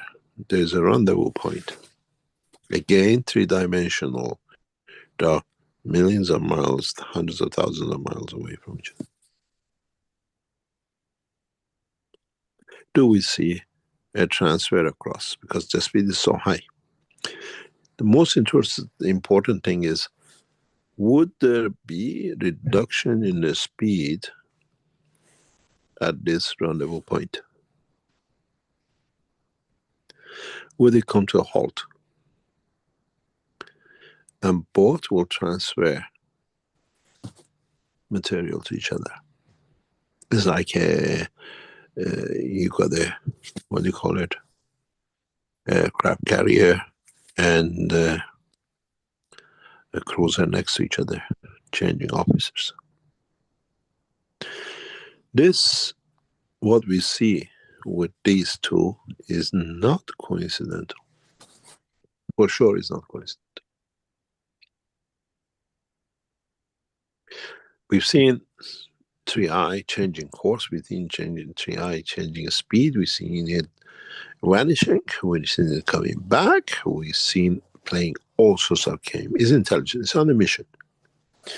And when you have such a system, if you go back to some of the teachings I refer to, you don't change course.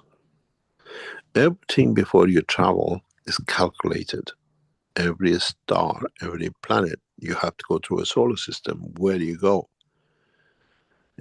Every trajectory is calculated, adjusted, and they adjust. And this system is adjusting itself too many times. It has intelligence. It has fingerprint of amino acid of life. This is what is scaring the hell out of people in NASA. Which means it carries a living intelligence inside it.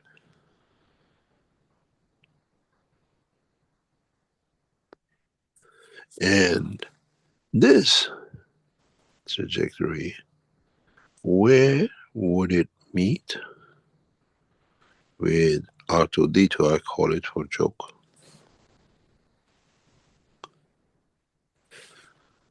Where is the rendezvous? And they say it's behind us, we will not see where. But what's the purpose of it? Would one come on this side and deliver to the planetary system? Don't forget, we are not the only exciting part, because we are just humans on it. They're interested in other phenomena like the moons of the Saturn and every other thing, because when you go on an excursion, you're trying to see as much as possible. But the speed we see, the shape we see, is all in line with the, what we call the knowledge we have in the Keshe Foundation. We can replicate it.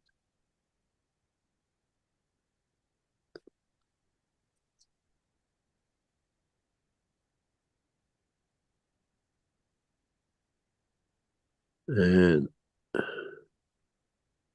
it's gathering, and at the speed it goes, it gets hit. When I look at some of the pictures coming out of NASA regarding the possible shape of these two objects, they've been hit by as many meteorites because they carry that structure. And they get hit by everything. But this is the first time we see a UFO with the clothes or cover of a galaxy, not with the clothes of what we call atmosphere of the planet. This is how they travel. We got to get used to it. Because it gives protection. With the meteorites, it gives protection. It does not matter how many layers you add, multiple layering. This system, 3i, cannot be from a very advanced, intelligent people compared to the rest of the knowledge in the universe. The behavior looks like a newcomer's. Because the more advanced systems, which is the more in advanced, what you call it, life, uses a slightly different or more advanced system than this. This is like, you remember when the man wore the first suit going into the deep sea, the metal hood and everything else. This is like this. That's why I know I've seen this many times. Wearing that jacket of space, because the new versions or more advanced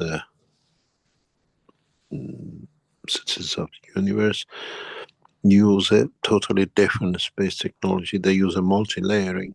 They don't use a jacket. This jacket, it is a intelligent, advanced intelligent, but traveling with a donkey. This is not the Rolls Royce, this is not the jumbo jet. And even that is puzzling humanity, because we are still walking. We haven't even managed to learn to walk. Has no nuclear system, does not work on nuclear system at all. Has no nuclear center. I hear, oh, high temperature nuclear material, just go crazy. Do we have any nuclear material in our system and produce gold? So this is not a very advanced culture, but it's a culture who has managed to, and most probably we know them. It's known to us who was in it. It's very easy to confirm. And something very interesting is, you see it, we see reports of the green trail or light in front of, and there's a possibility that these people bear shiny green skin of intelligence life. Very possible. They have moved into a different dimension of the intelligence, and so they're traveling. They're traveling across the galaxy, and their protection is to add up some jackets. And the R2 definitely shows that kind of characteristics. It's very intelligent. The R2 is extreme, slow, what I call nomad structure. They're in space for billions of years.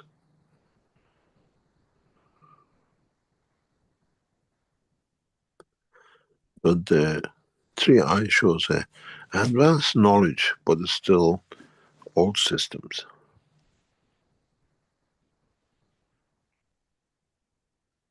It's like somebody taking a 1950s Chevy and going around the world trip. But they know what they're doing. The data, which is getting released by different agencies, and I monitor very closely, gives us a very good indication what these people are up to. But you cannot tell, because when we talk, they say, oh, this guy doesn't know what you're talking about, and the rest of it. We know. And it's there. It's very possibly they already landed on Earth somewhere. This is my assumption. So when I saw the split, it's possibly landing, or we landed, and they are on the way in. 99% from what I understand, what I see, and the knowledge we have.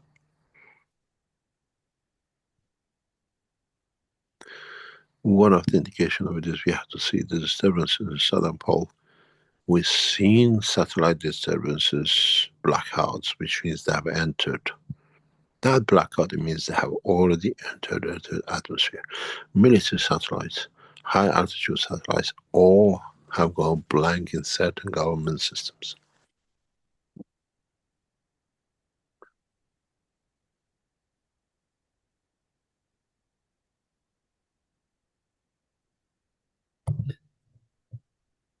Mr. Keshe, what do you think about the high nickel content of this object? They say that there's little or no iron associated with the nickel, and it's not, they never found that out in space or in the universe so far, that nickel is almost always found with iron in it.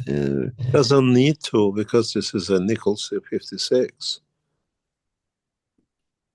You don't need to. It covers both.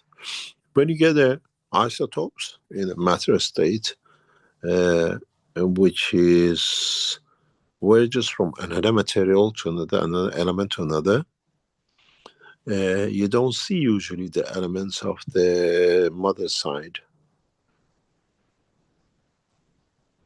The iron is 56.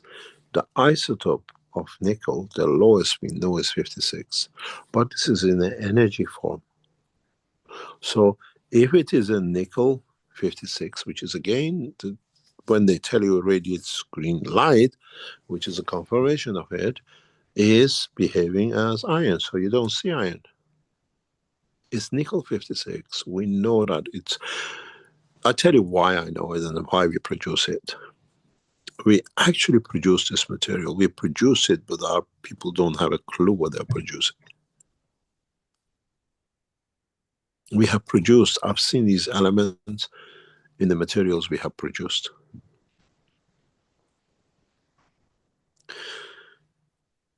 Because nickel 56 replicates the gravitational magnetic field of iron, which again goes back to oxygen 16, which again goes back replication of carbon 14 to carbon 16. I've spoken about carbon 16 a lot some time ago. And then when you have this, you have the behavior isotopes of deuterium.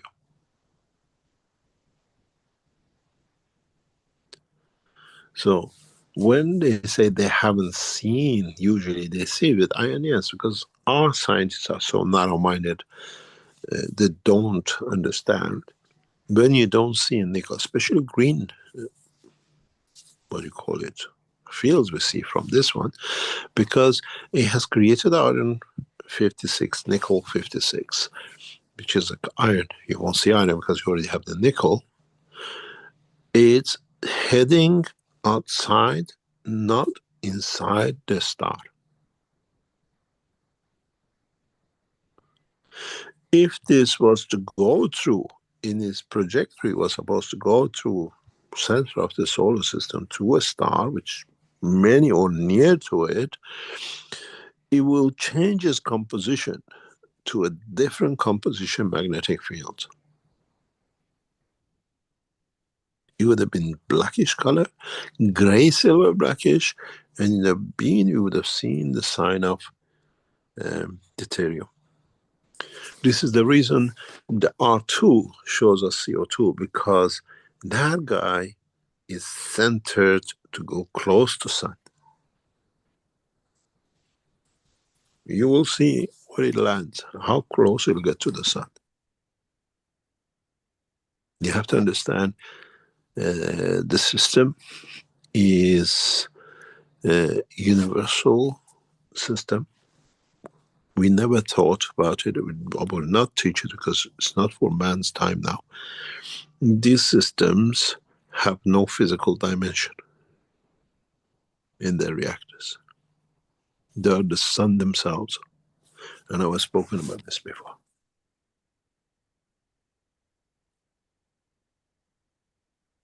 It's extremely, extremely powerful old system. It's a single spherical, what you call flight system. And this is why it has this shape, this is why it does this thing. And then in it has a star formation on the boundary of it, which creates what we see. But this star system is different because there are two ways of making a star system in the space. This is for the future, when man becomes mature. I can do it here because it's easier. You have a star system, which most of you know, we have taught, which is like this. Then, when you see a system like R2, this system doesn't stay this way. This system has in its structure another star formation, which is 90 degrees to the others, with the central gravitational point more or less of the same value. So it creates a spherical star formation. And that's what we see with R2. And our new knowledge seekers are not ready for this knowledge. And this characteristics of this combination of C14 has to do.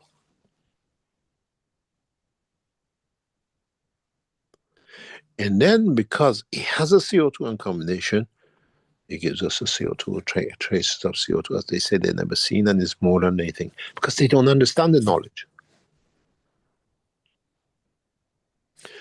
The 3i carries this combination in the elliptical, and that's why we see it. This one carries a system unknown. We will not teach it because man is not ready. This is disaster if you show man what to do. It sets in a specific plane in a 90-degree angle separation, which creates the shape of art. Now you know why I don't teach you everything.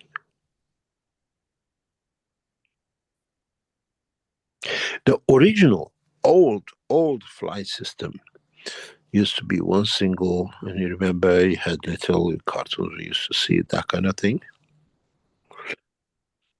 This combination flight system are very, very advanced. It needs a knowledge of the creation in every shape or form.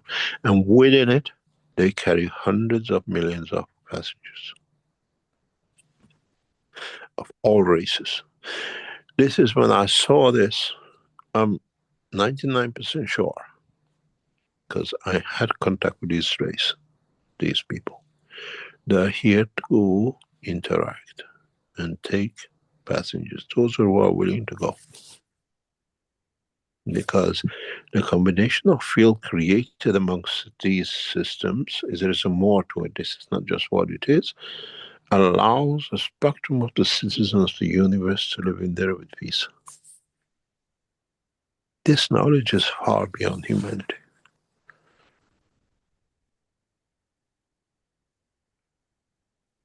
Far beyond humanity.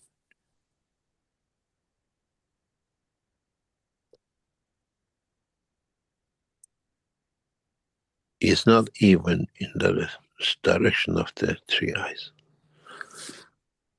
This is what puzzles me. What's the interaction of these two? Why are they meeting like this?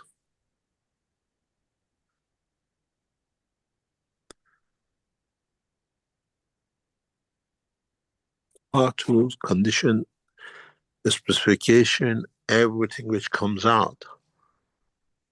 I know I've flown around with these systems many times. It's very easy. You understand it, they do, and you understand 3i. 3i is a very old system, but it works.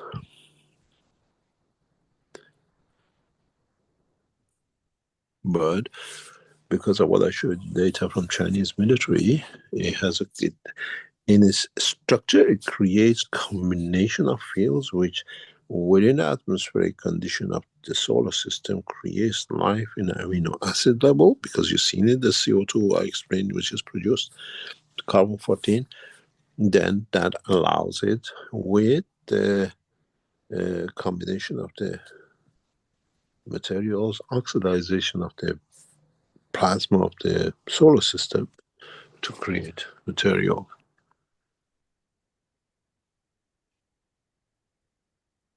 We are universal teachers, and we have traveled the span of the universe.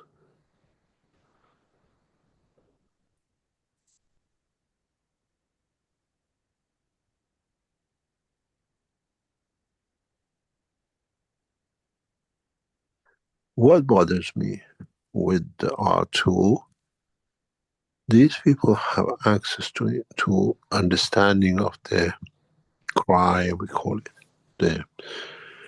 the shout of the souls. They have some knowledge with it, because I've seen what these people what report, they don't understand what they report, they just give you knowledge, and if you're like me, don't understand what it means, this brings a disaster on Earth. They're here to collect something, and I can't see. Are we heading for a nuclear war? Are we heading for the annihilation of the man? That they're here to support, to collect.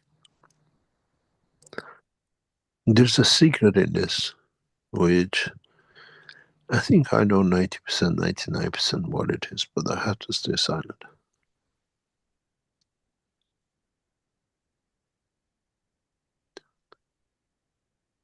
Is human race for a big shock, and that's why they're here. The 3i does not bother me as much as the swan does.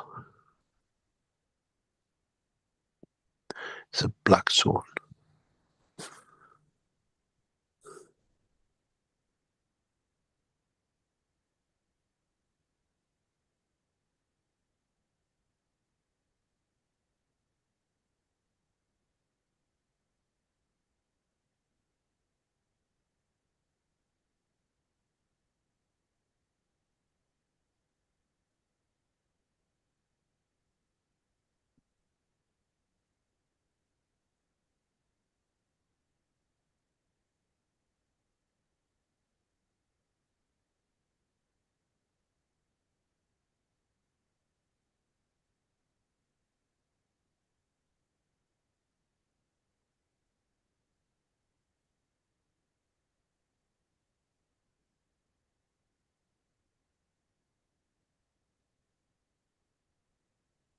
Any other question?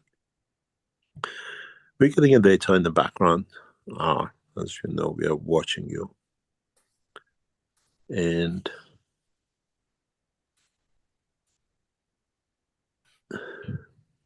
when I tell you there are millions on this ship,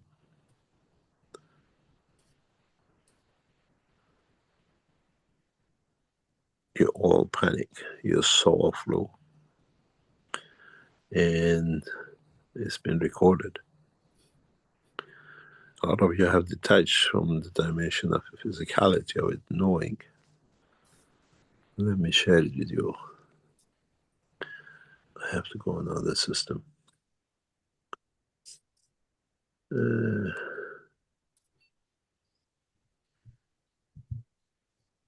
going to join back in. You see how you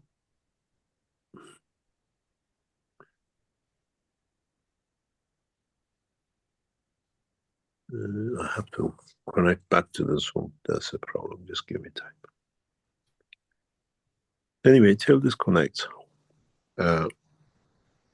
this, what we see, what is to come, is one of the most strangest encounters that we'll see.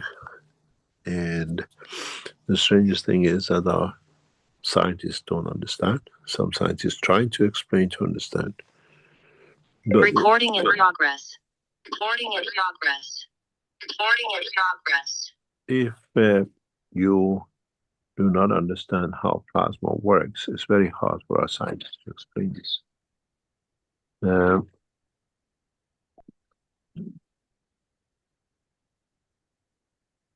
This is where you see the red arrow. Is when I told you this ship carries thousands of passengers.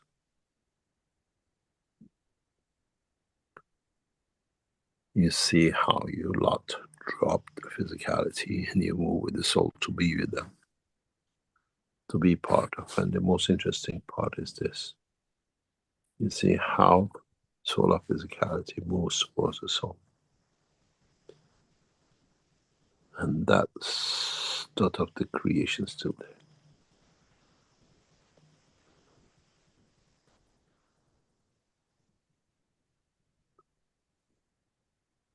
And you see our team has arrowed it. And I read you the text. The text reads, very simple. MTK as red arrow. There are millions on this ship, yearning to be part of it. You learn transmutation, see if you can try it.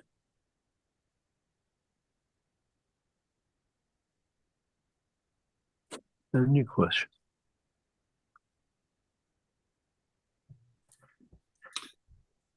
Interesting. Thank you, Mr. Keshe. Well, Ed's been waiting with the hand up here, so we'll allow him to go first. And we have Azar waiting in the background. So please go ahead, Ed.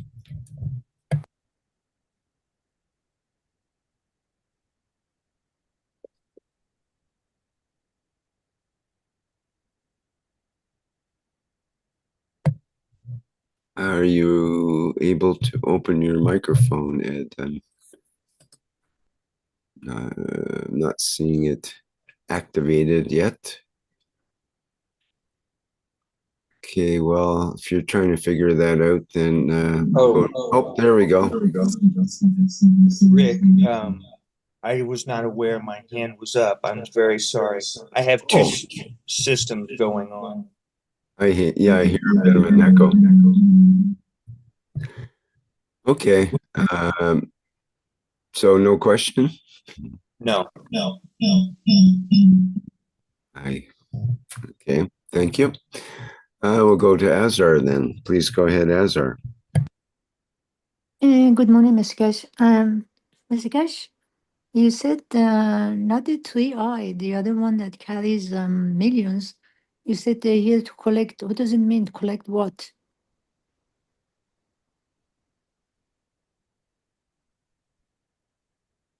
Go back to the teaching of some times ago. In one of the teachings, I explained that universal community usually knows of a disaster and empties planets, solar systems, and gets from life, because they know there is a possibility of annihilation, destruction, change that will not support life. It's just like us collecting animals that they don't exist in the jungles and open them, we keep them in the zoos. And 2R is one of those.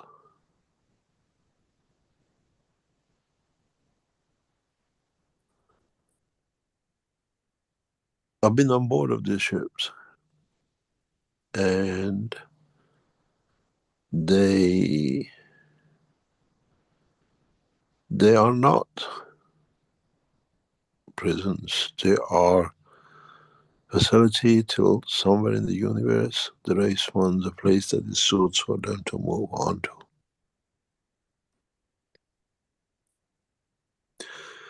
And when I saw the R2, you know, when your heart falls and you can't swallow, I had that feeling.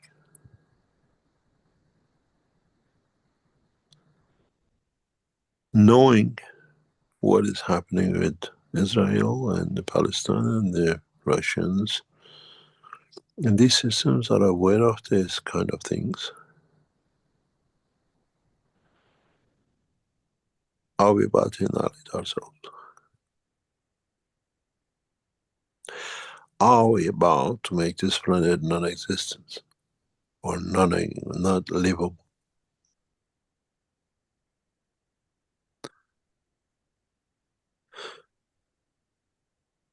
This is my concern. I've seen these moving, and I know why they move. I understand why they're there.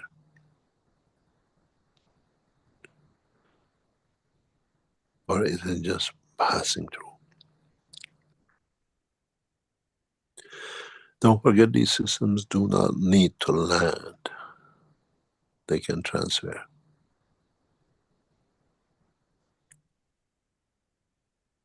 Landing aircrafts and things is a habit of the man.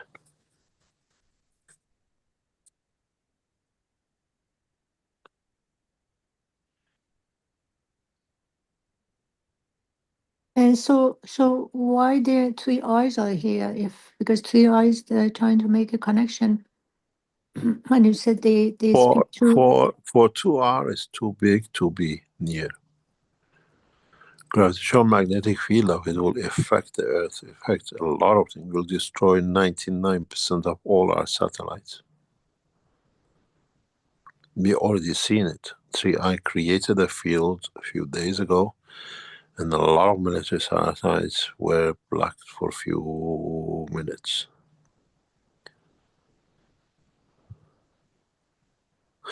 In the universe, nobody harmed.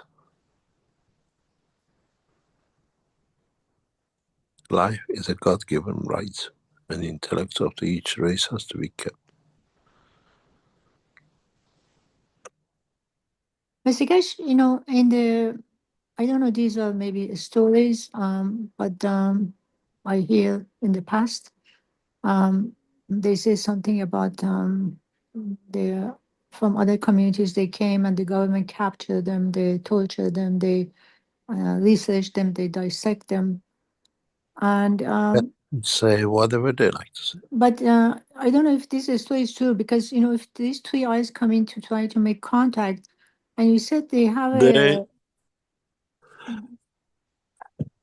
you said they have what we, a specific person they want to talk to, but if they come and the government captures them and bothers them and held them, I don't like that, because I mean, nobody can capture these people. Don't worry. okay. They are more intelligent in that way than you Because can. I rather, We know the intelligence service. We know from the militaries. They have tried to communicate. There are a lot of things in the background which is not in public. There's a lot of effort has been made to communicate. yeah, They're not just going through. okay. There's a lot of work is going on in the background, especially with the Americans and others are very busy trying to communicate. Very busy. There has a response. There has been a response. And everything is geometrical. Everything is dimension. Because they don't understand. Our people at the top don't understand the structure, how these things work, how it's made. Yeah, because I rather, if I rather to die or the planet goes away rather than holding other entities from other planets which are peaceful. This is part of what we have to see what it is. I especially open this topic today because there is a reason you'll understand in the coming time. I don't do things just for the sake of doing it, and I never work on teachings. I had to go prepare things for this teaching, to look for things to be, because those who have the knowledge understand. They know what is the next step. They understand what is the next step.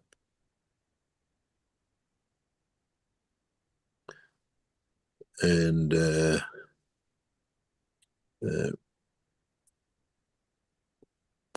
it works different way. It works totally in different way. And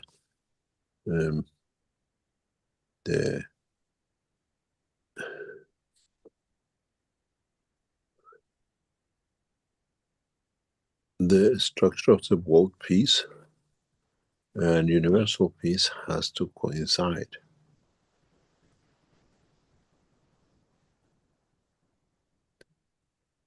And the two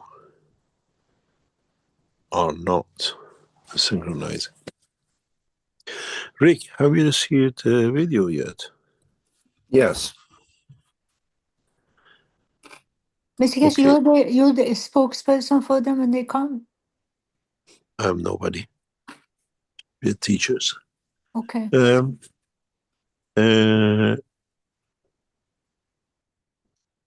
Can you show it and then I explain it? You can keep the voice going. You've seen this system in Vienna. If you reduce the voice slightly, this was done in July 2023. 3 Chinese generals by the order of Central Command spent a week in northern China. We have pictures of these military people, so we are not talking. And interesting is at the end, and then what I explained to you at the beginning of the teaching. This is taken about 9 o'clock at night, where we were told to go back because the system has been running for 24 hours to see what is done. You see there are a lot of lights above. You see in this system, As I said in Beijing, we are not showing something I haven't seen.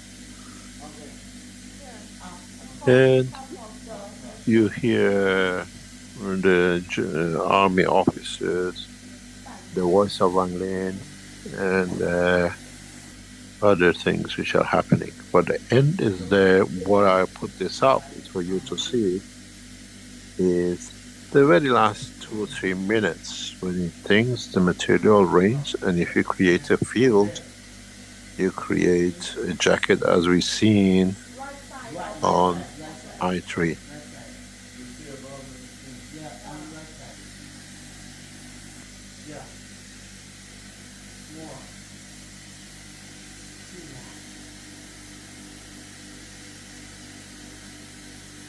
This technology is obsolete. So that's why we showed it in Beijing. This is about maybe 5 or 10 meters, maybe less, maybe more, from a drill hole by the 14,000 drill holes done by the Chinese military in this mountain, confirming it's a gold area. That's why the test was done here. We run a system in the garden of the house next door and one inside. This house was empty, taken over by military for this test over the gold mine.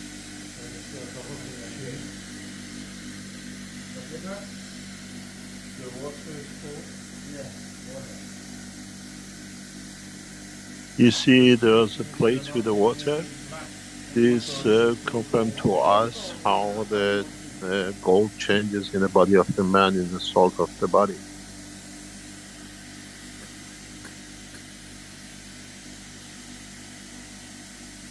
Just watch. What about this last 3 minutes? You've seen this, that time this was confidential, we didn't show. You see the mirror on the left-hand side.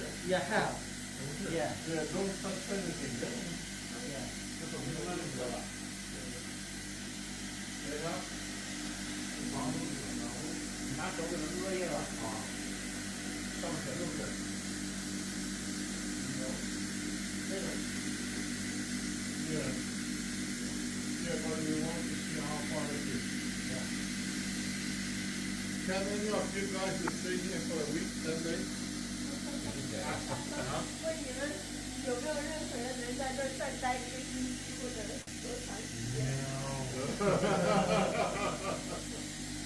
Can you stay a week, 10 days? No, more things. I want, but you don't have evidence inside, so you can consider more.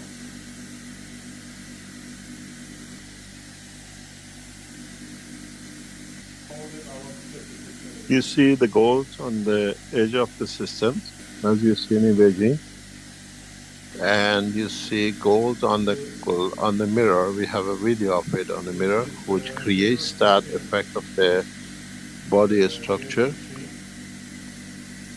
And there were 4 or 5 videos running at the same time, different angles from this recording. So this is one of the videos, but the interesting part, you understand, is the end.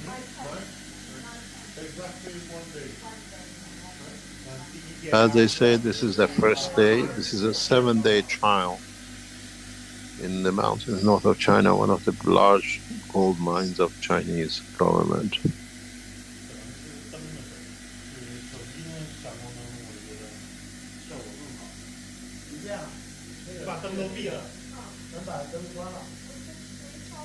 You see gold dust on the floor. You see gold everywhere. It's not just on the papers.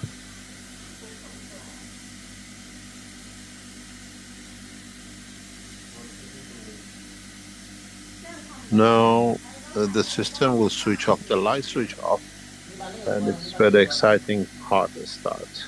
And then you see how material falls. It rains in, and if you create a field in those systems, you hold the material at the boundary of the fields. And that's how UFOs are created. Not in the factories and putting pieces of aluminum and metal together. That's the job of the man. As you see, there are 3-4 cameras running, army officers. There are no civilians here.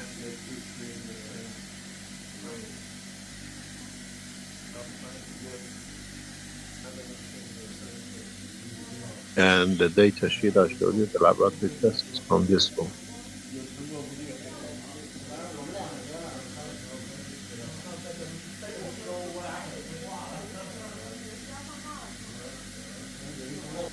The reason we are here is the first night we're here is because the officers reported the gold is raining everywhere, outside, inside, and everything else.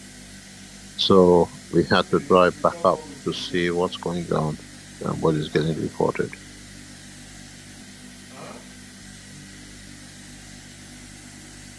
Yes, I've seen it. That's why I came here for. I observed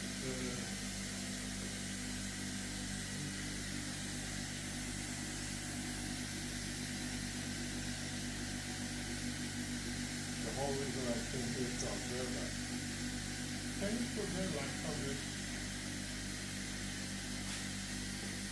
Starting my back study every quarter and a half.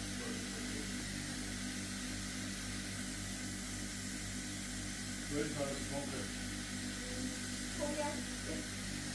Mark.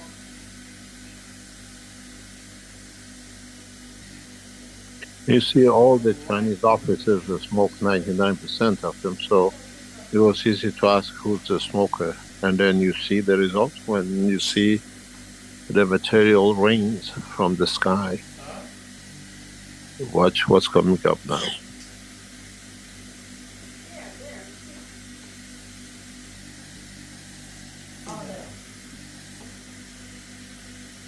Watch is gold dust. You see the dust? You see it now? And in this area,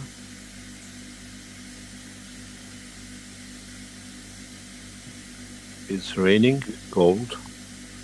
Does that dust form a particular structure or shape? Like it lands a on the floor. toroid? If we create a field in the system, it'll take shape of a UFO, yeah. You need a second field. Do the particles keep sort of recirculating, or do they fall to the floor? They as soon fall as- to the floor. They fall to the floor. Okay. Now look, you see now we see it very clearly in the smoke.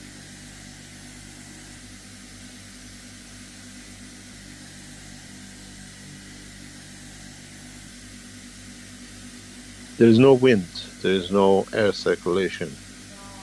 There's just material coming in.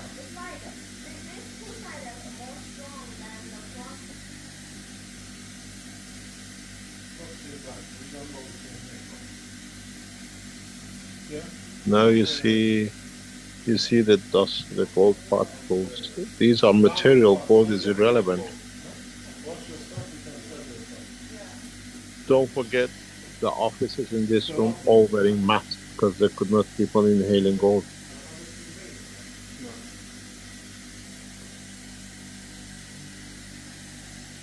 So the material comes in because of the system, and if you create a second field, you can hold them at a distance, like ring of Saturn. And that gives this three-dimensional structure of the body, of the craft. If you create a third field, then you get this, what we see on this I3 and what we see on the R2. Here sits the craft. The green line is the shape of the aircraft, and the top is the meteorite material we observe.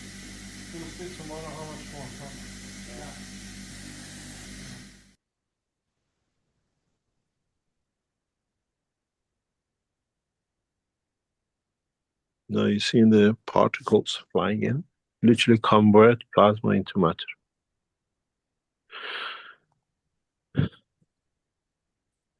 But you've seen this in the daylight collector in Beijing.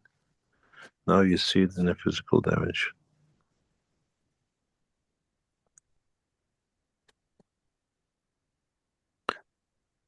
Is it finished? Yes, I was just playing back some of the frames. Do you want me to replay it or anything, or? Oh, it's just for you lot to see how material is produced. It rains. With the field you decide in the middle, decide what it rains.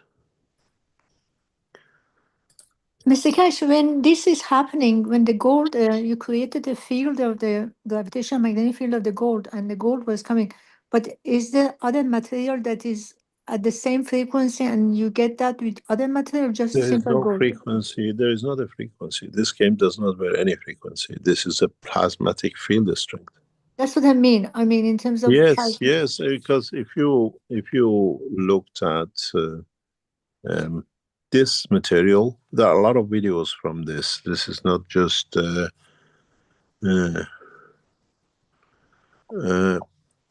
if you let me connect. I have to connect to the Zoom on the other line. It's a bad thing. This system does not allow long-lasting Zoom sessions. If you, the material collected from here, this test, I'll explain to you, this is why we actually ran into a huge problem with Chinese Central Command. There were 3 generals appointed to this. We were a convoy. This is not just us. This is a mountain, nothing there. It was a convoy of us going to this place. In progress. And it was done on the order of the Chinese Central Command Military Center, which is headed by President Xi of China. And decision was made that we do this test here because one of the academicians in the first meeting, who is believed to be god of rare earth materials in China, said this is impossible, this is all lie and everything else. And the Chinese Central Command decided, if it is, let him try, he can show it. So we came here, we showed. They had a week, we stayed in a grotty hotel. They kept us in a village, kilometers, 60, 70 kilometers away. Every day took us about an hour to get there and back. And they set up the system outside and then inside.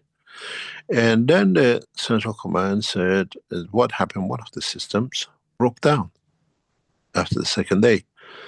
And we immediately asked the second system flown from Europe to China within 48 hours. We set it up. They said 7 days is the duration of the test. So we ran. There's a picture I showed you before. It's in the mountains where there's a rain. That was a system outside. This is a system inside. So 2 were running about 10 meters away from a gold mine drill. They drilled one of the 14,000. We have the list of it fully, what's in drill hole. Estimated there is so much gold in this mountain. And we ran a test. We collected the material. And very interesting thing happened. There are videos of it we can show you. The officers Central Command decided that they take most of the material with them to test. When the test came, we met in the boardroom of about 20 senior nuclear scientists, space scientists, nuclear people, the army generals. They're all sitting in this long table. And they brought us, they gave us a few days before this report. I'll show you this. They gave us this report. And I had a chance to study it. They said, in this material, in this report, you see everything except gold. And you're right, you see it. So they analyzed the materials. Copper, 68%, zinc, SN, PB, lead, iron, silica, aluminium, nickel, fluorine, Fe2O3, SiO2, P2, chlor, chrome, and everything else. 29 items. They said that, Mr. Keshe, there is no gold. And you see two dots empty in the corner, gray. So call the meeting.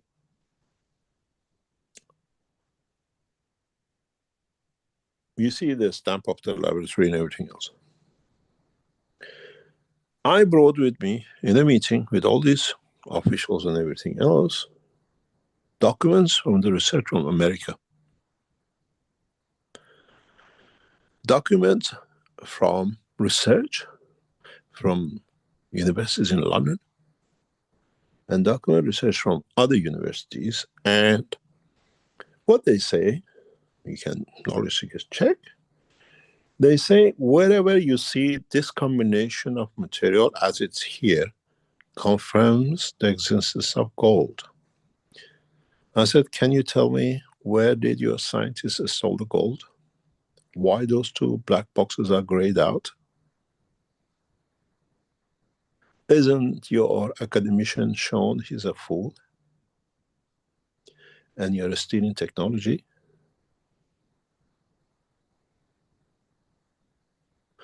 You can never call a Chinese a thief. This is the lowest thing you can do to Chinese. They got offended. We said, you're still keeping the samples. Give us the samples. We send it to the lab separate. We send it to the separate lab. The result came. You can see it. Confirmation of gold. Actually, better than the mine. And I asked the Central Command for a meeting to tell us why they stole documents, why did they deleted gold from the list. You see the stamp on the side, certified labs. Turned up the academician deliberately has stolen technology. And this became the backbone of problems with Chinese military. Then they appointed one of the most senior Central Command officers to attend a meeting we attended in the back room. And they said, you were correct. We found the traces of gold in the first test.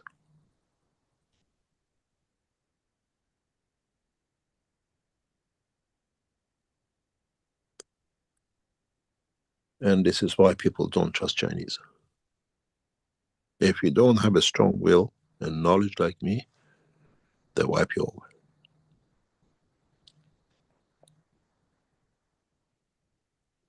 Those two gray pots are gold and silver.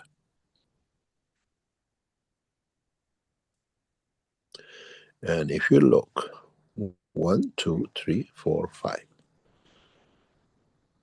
1, 2, 3.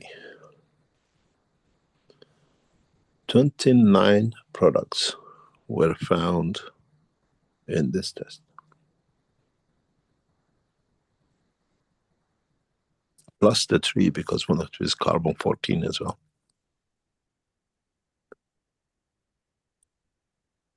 This is the problem sits with the Chinese structure, because they want to change everything to another thing to be Chinese only, that is their pride.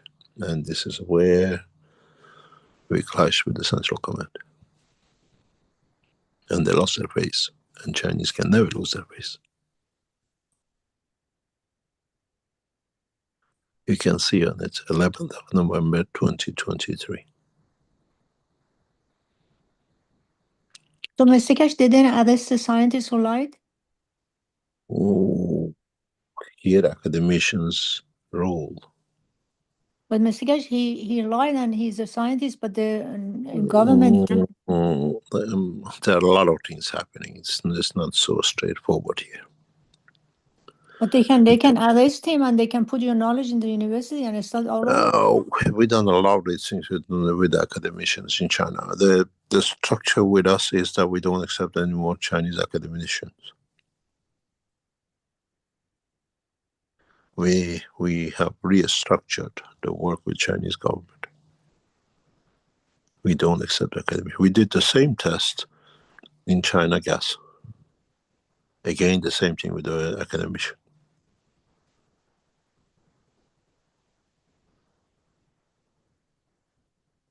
The Chinese structure has to change, and the government knows that the academicians have taken the nation to ransom. But still, you see massive progress in it, because when the government makes this decision, academicians are not much room to run.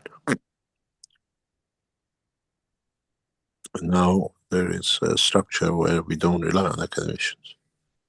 Technology stands on its own merit.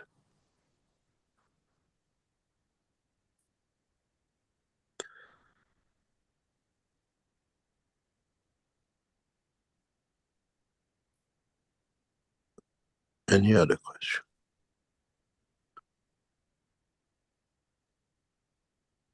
Thank you, Mr. Keshe.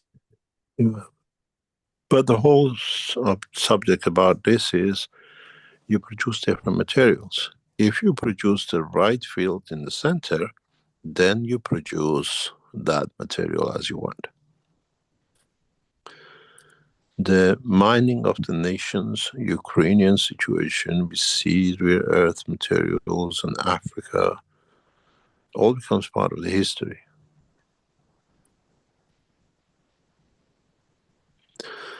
As one of the knowledge seekers says, in the villages, in the outreaches of every country, the village people grow their tomato from the manure of the cow, and the chickens are fed from what's on the ground. They get their apples from the tree, and it costs nothing. They put fertilizer on it, they change it, and now for us to eat what the village guy we used to get to eat, we have to pay 3 to 10 times more. We call it bio. This is how scientists have changed, or academicians and those elites have changed our lives. What is free to the others to live in the cities to get, we pay more for, because somebody down the line makes money and has got prestige.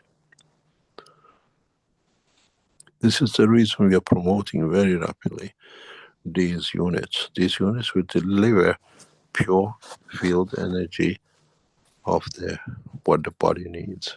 It's not apple, it's not orange, it's not banana anymore. It's the field energy which you need, which in it and with it produces what your body needs. Becoming sick, deficiencies, mental conditions will become a thing of the past. Don't forget that a lot of people are trying to stop this process.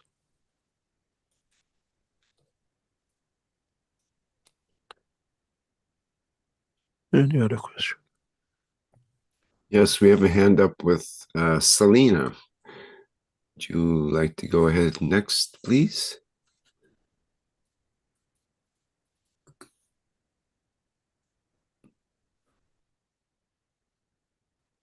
Audible? Hello. Hello. Hi. This is Selena. Hi, Mr. Keshe, Rick.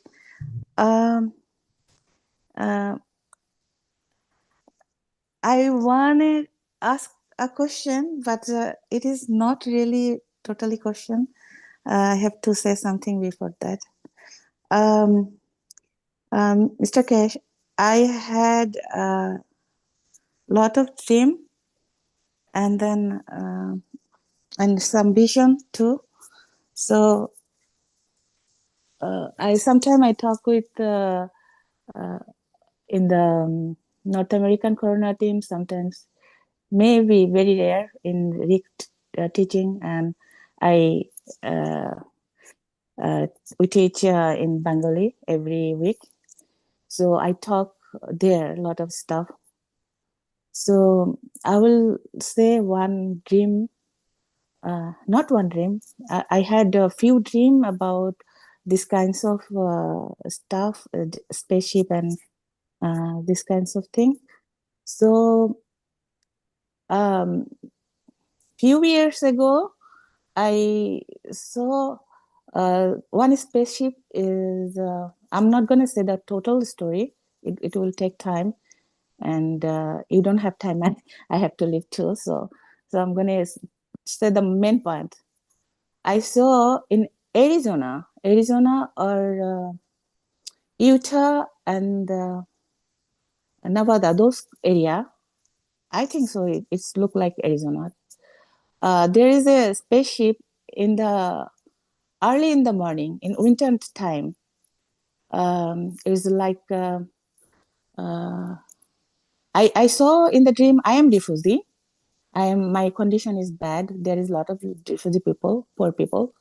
So I saw like that, and then the spaceship came, and it is near to the closer to the earth, very near, like is close to my apartment building, like that, very close. I'm looking at the sky. There is a bread shaped spaceship, and they have few layer, like a third floor. At least I saw 3 floor. Maybe there is more. There is light, dim light, and I felt there is children, lot of children in there. Those are not human, but close to human. But there is children, and woman, man too, but lot of children. One dream, it's a long time ago. I talked about that, and then another one. Few months ago, I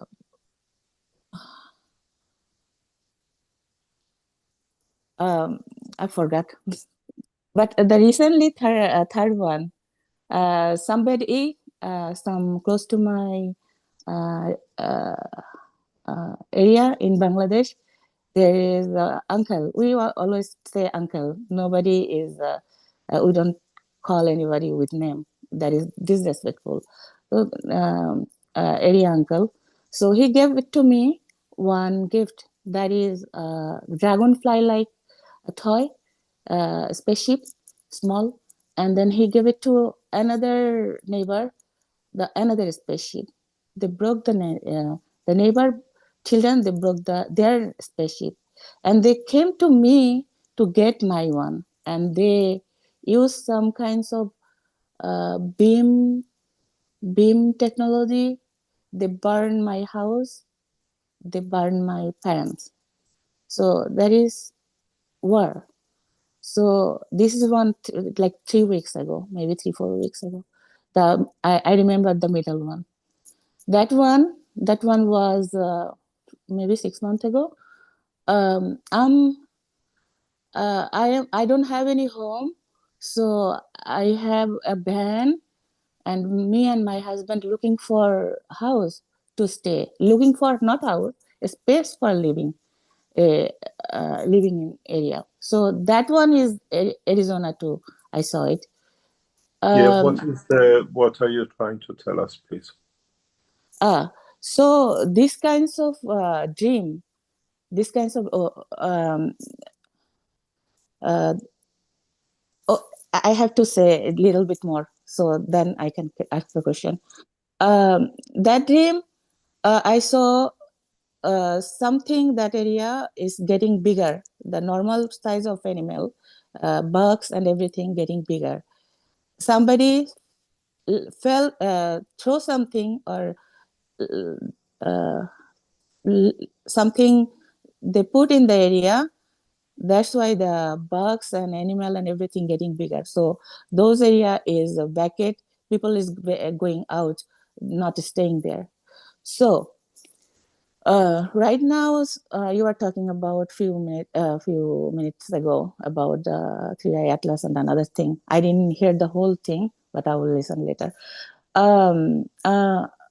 there is any possibility like that, if they can leave something in our art or any area, something, so it can make it can change the environment or like those kinds of stuff.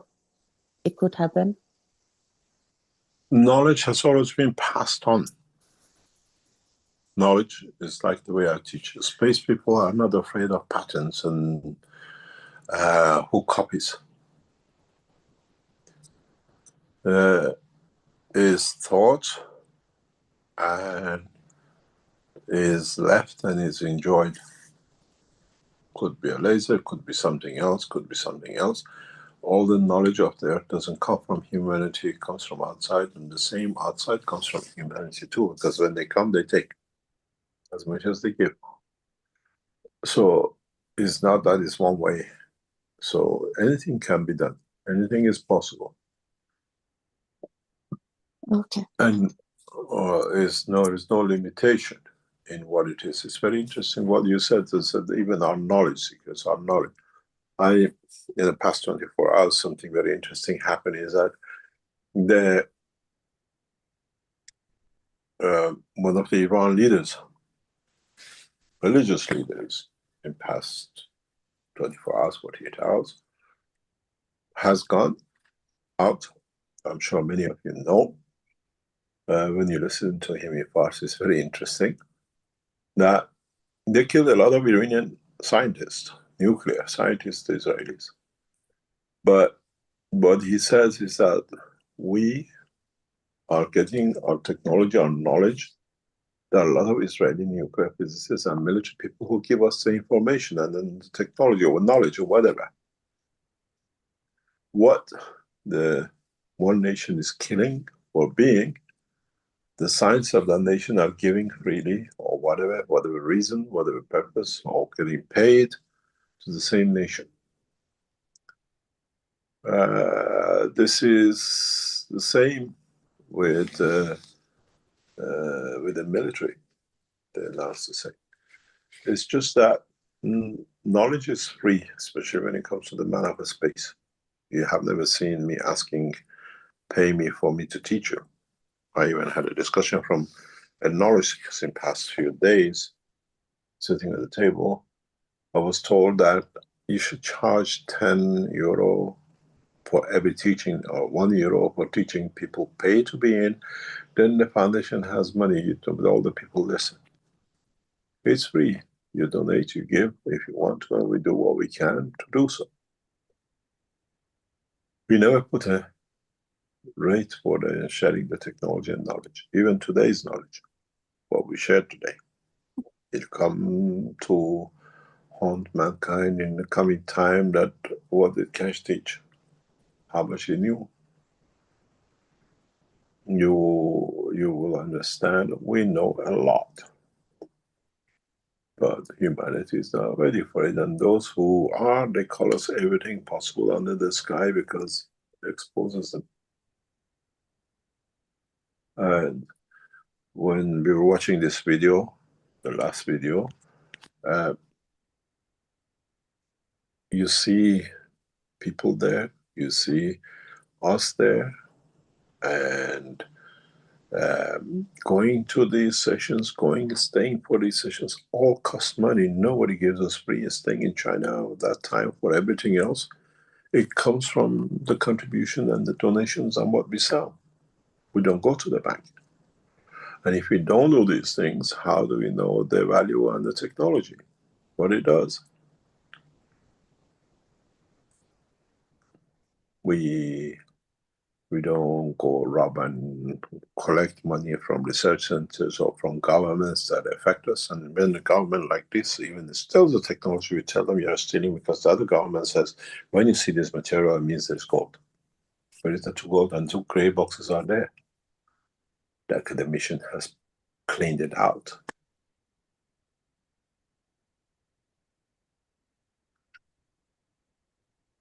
Thank you. You're welcome. Any other questions? Or shall we call it a day? We've kind of gone double, triple overtime here today, Mr. Keshe. Yeah. We have a hand up with Miranez. Maybe you could address that before we end, or shall we? Okay. Hello, thank you very much, Mr. Keshe, Rick, everybody. Uh, amazing, a lot of hope in our hearts for things to go right for humanity and a better life for everybody. And as she was talking, I remember a few years ago, I was knowledge seeker. I had dreams about extraterrestrial person, blue, dark blue, coming near my bed. I was very afraid. I didn't know it was man or woman. And then a few days after that, I dreamed of it in the middle of the sky or cosmos or whatever, a cylindric, a spaceship, which was like a big cigar, the same form. I knew it was very huge, maybe 150 people or something could do that, be there. It was cruising in the sky, and it was very shiny material, very shiny. And I was seeing that, and then all of a sudden it turns towards me, and he came very fast to come to my chest. And I was afraid. I woke up, and it was 2017, something like that. Is there anything like that really in the middle of the space? There's everything in a space. There is everything possible in a space. Limitation is the man's understanding. When I see it's coming towards me, it's almost touching me. Is it anything from me? Is it possible? You see, Mehran John, the dreams, as I always explained, it's got three different positions. It is within the physicality of man, it's the solar physicality, and the solar physicality, and the soul of man. And then this is why we say we feed the soul. Up to now, we see the physicality to feed the soul. Because we can't feed the soul, we can't feed the physicality. And then you see different dimensions. Then you see different structures. And then we understand more which one is in position of one, which one is a position of one.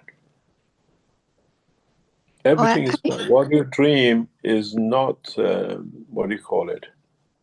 Cannot be said this is not real. Yeah, I know that I have to be disponible. I have to be ready to contact, and somewhere on the other side has to be ready to contact, and then this happens. So I didn't get the message anyway. It was just a question mark. Okay, let's see what happens. Thank you very much, Anna. Thank you very much. There's something I have to mention before I forget. Sorry. There is no session tomorrow because we brought the session to the beginning of the month. But once our system is ready, because we're developing a system, once our material is ready, we will run most probably 2 sessions in, in October. What material we are looking for to produce is not completely there. And we just don't want to waste them just because we said we have a session, we might have it. So we brought the session forward. We already had the October session ahead at the beginning of the month. So when our material is ready, we hope it'll be ready next week or 2. Then we might have 2 sessions in October, the same way as we done last year. Even though you paid for 1, it doesn't matter. We try to complete our technology by then. So please remember, there is no session tomorrow. We already had the session at the beginning of the month. Any other question, or shall we call it a day? It's nearly 3 Sure. Yes, thank you, Mr. Keshe. Thank you very much. Just be aware of what's going on. We're still waiting for that pending promise of whatever. Some authorities tells us different thing, and now we know the Israelis have sound the horn of a change of 1,000 years and the beginning of a new cycle in Israel past a few days.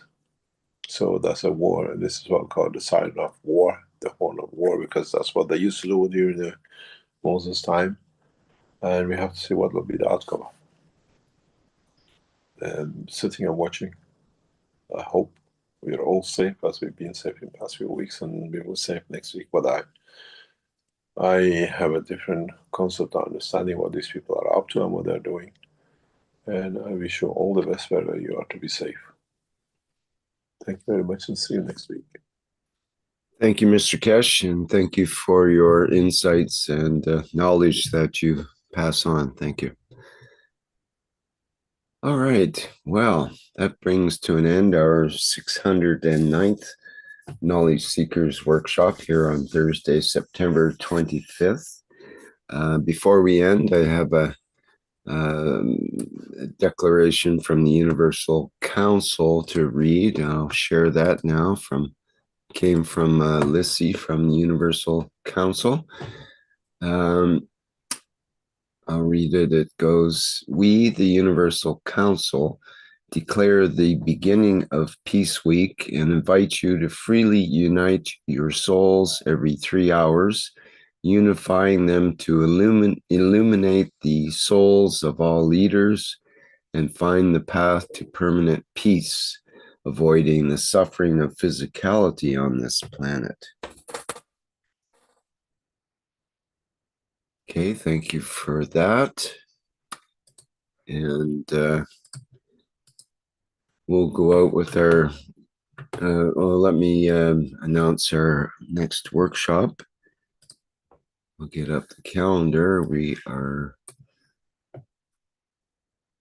be the last day of September. On Tuesday, the 30th of September, will be our One Planet, One Nation, One Race for Justice and World Peace with members and support members of the Universal Council. So again, that's September 30th, and that will start at the 4 p.m. Central European Time. Okay, I think that's about it for now. We'll move into our last bit, which is the Flight Enhancement Spaceship Unit music version. So may you all have a wonderful day wherever you are. And we do hope to see you in the next public teaching, or perhaps the next week in the Knowledge Seekers Workshop. Thank you very much. And again, a big thanks to Mr. Keshe, of course, and to all the people that make this show possible and to make the knowledge possible on our planet. Okay, bye for now.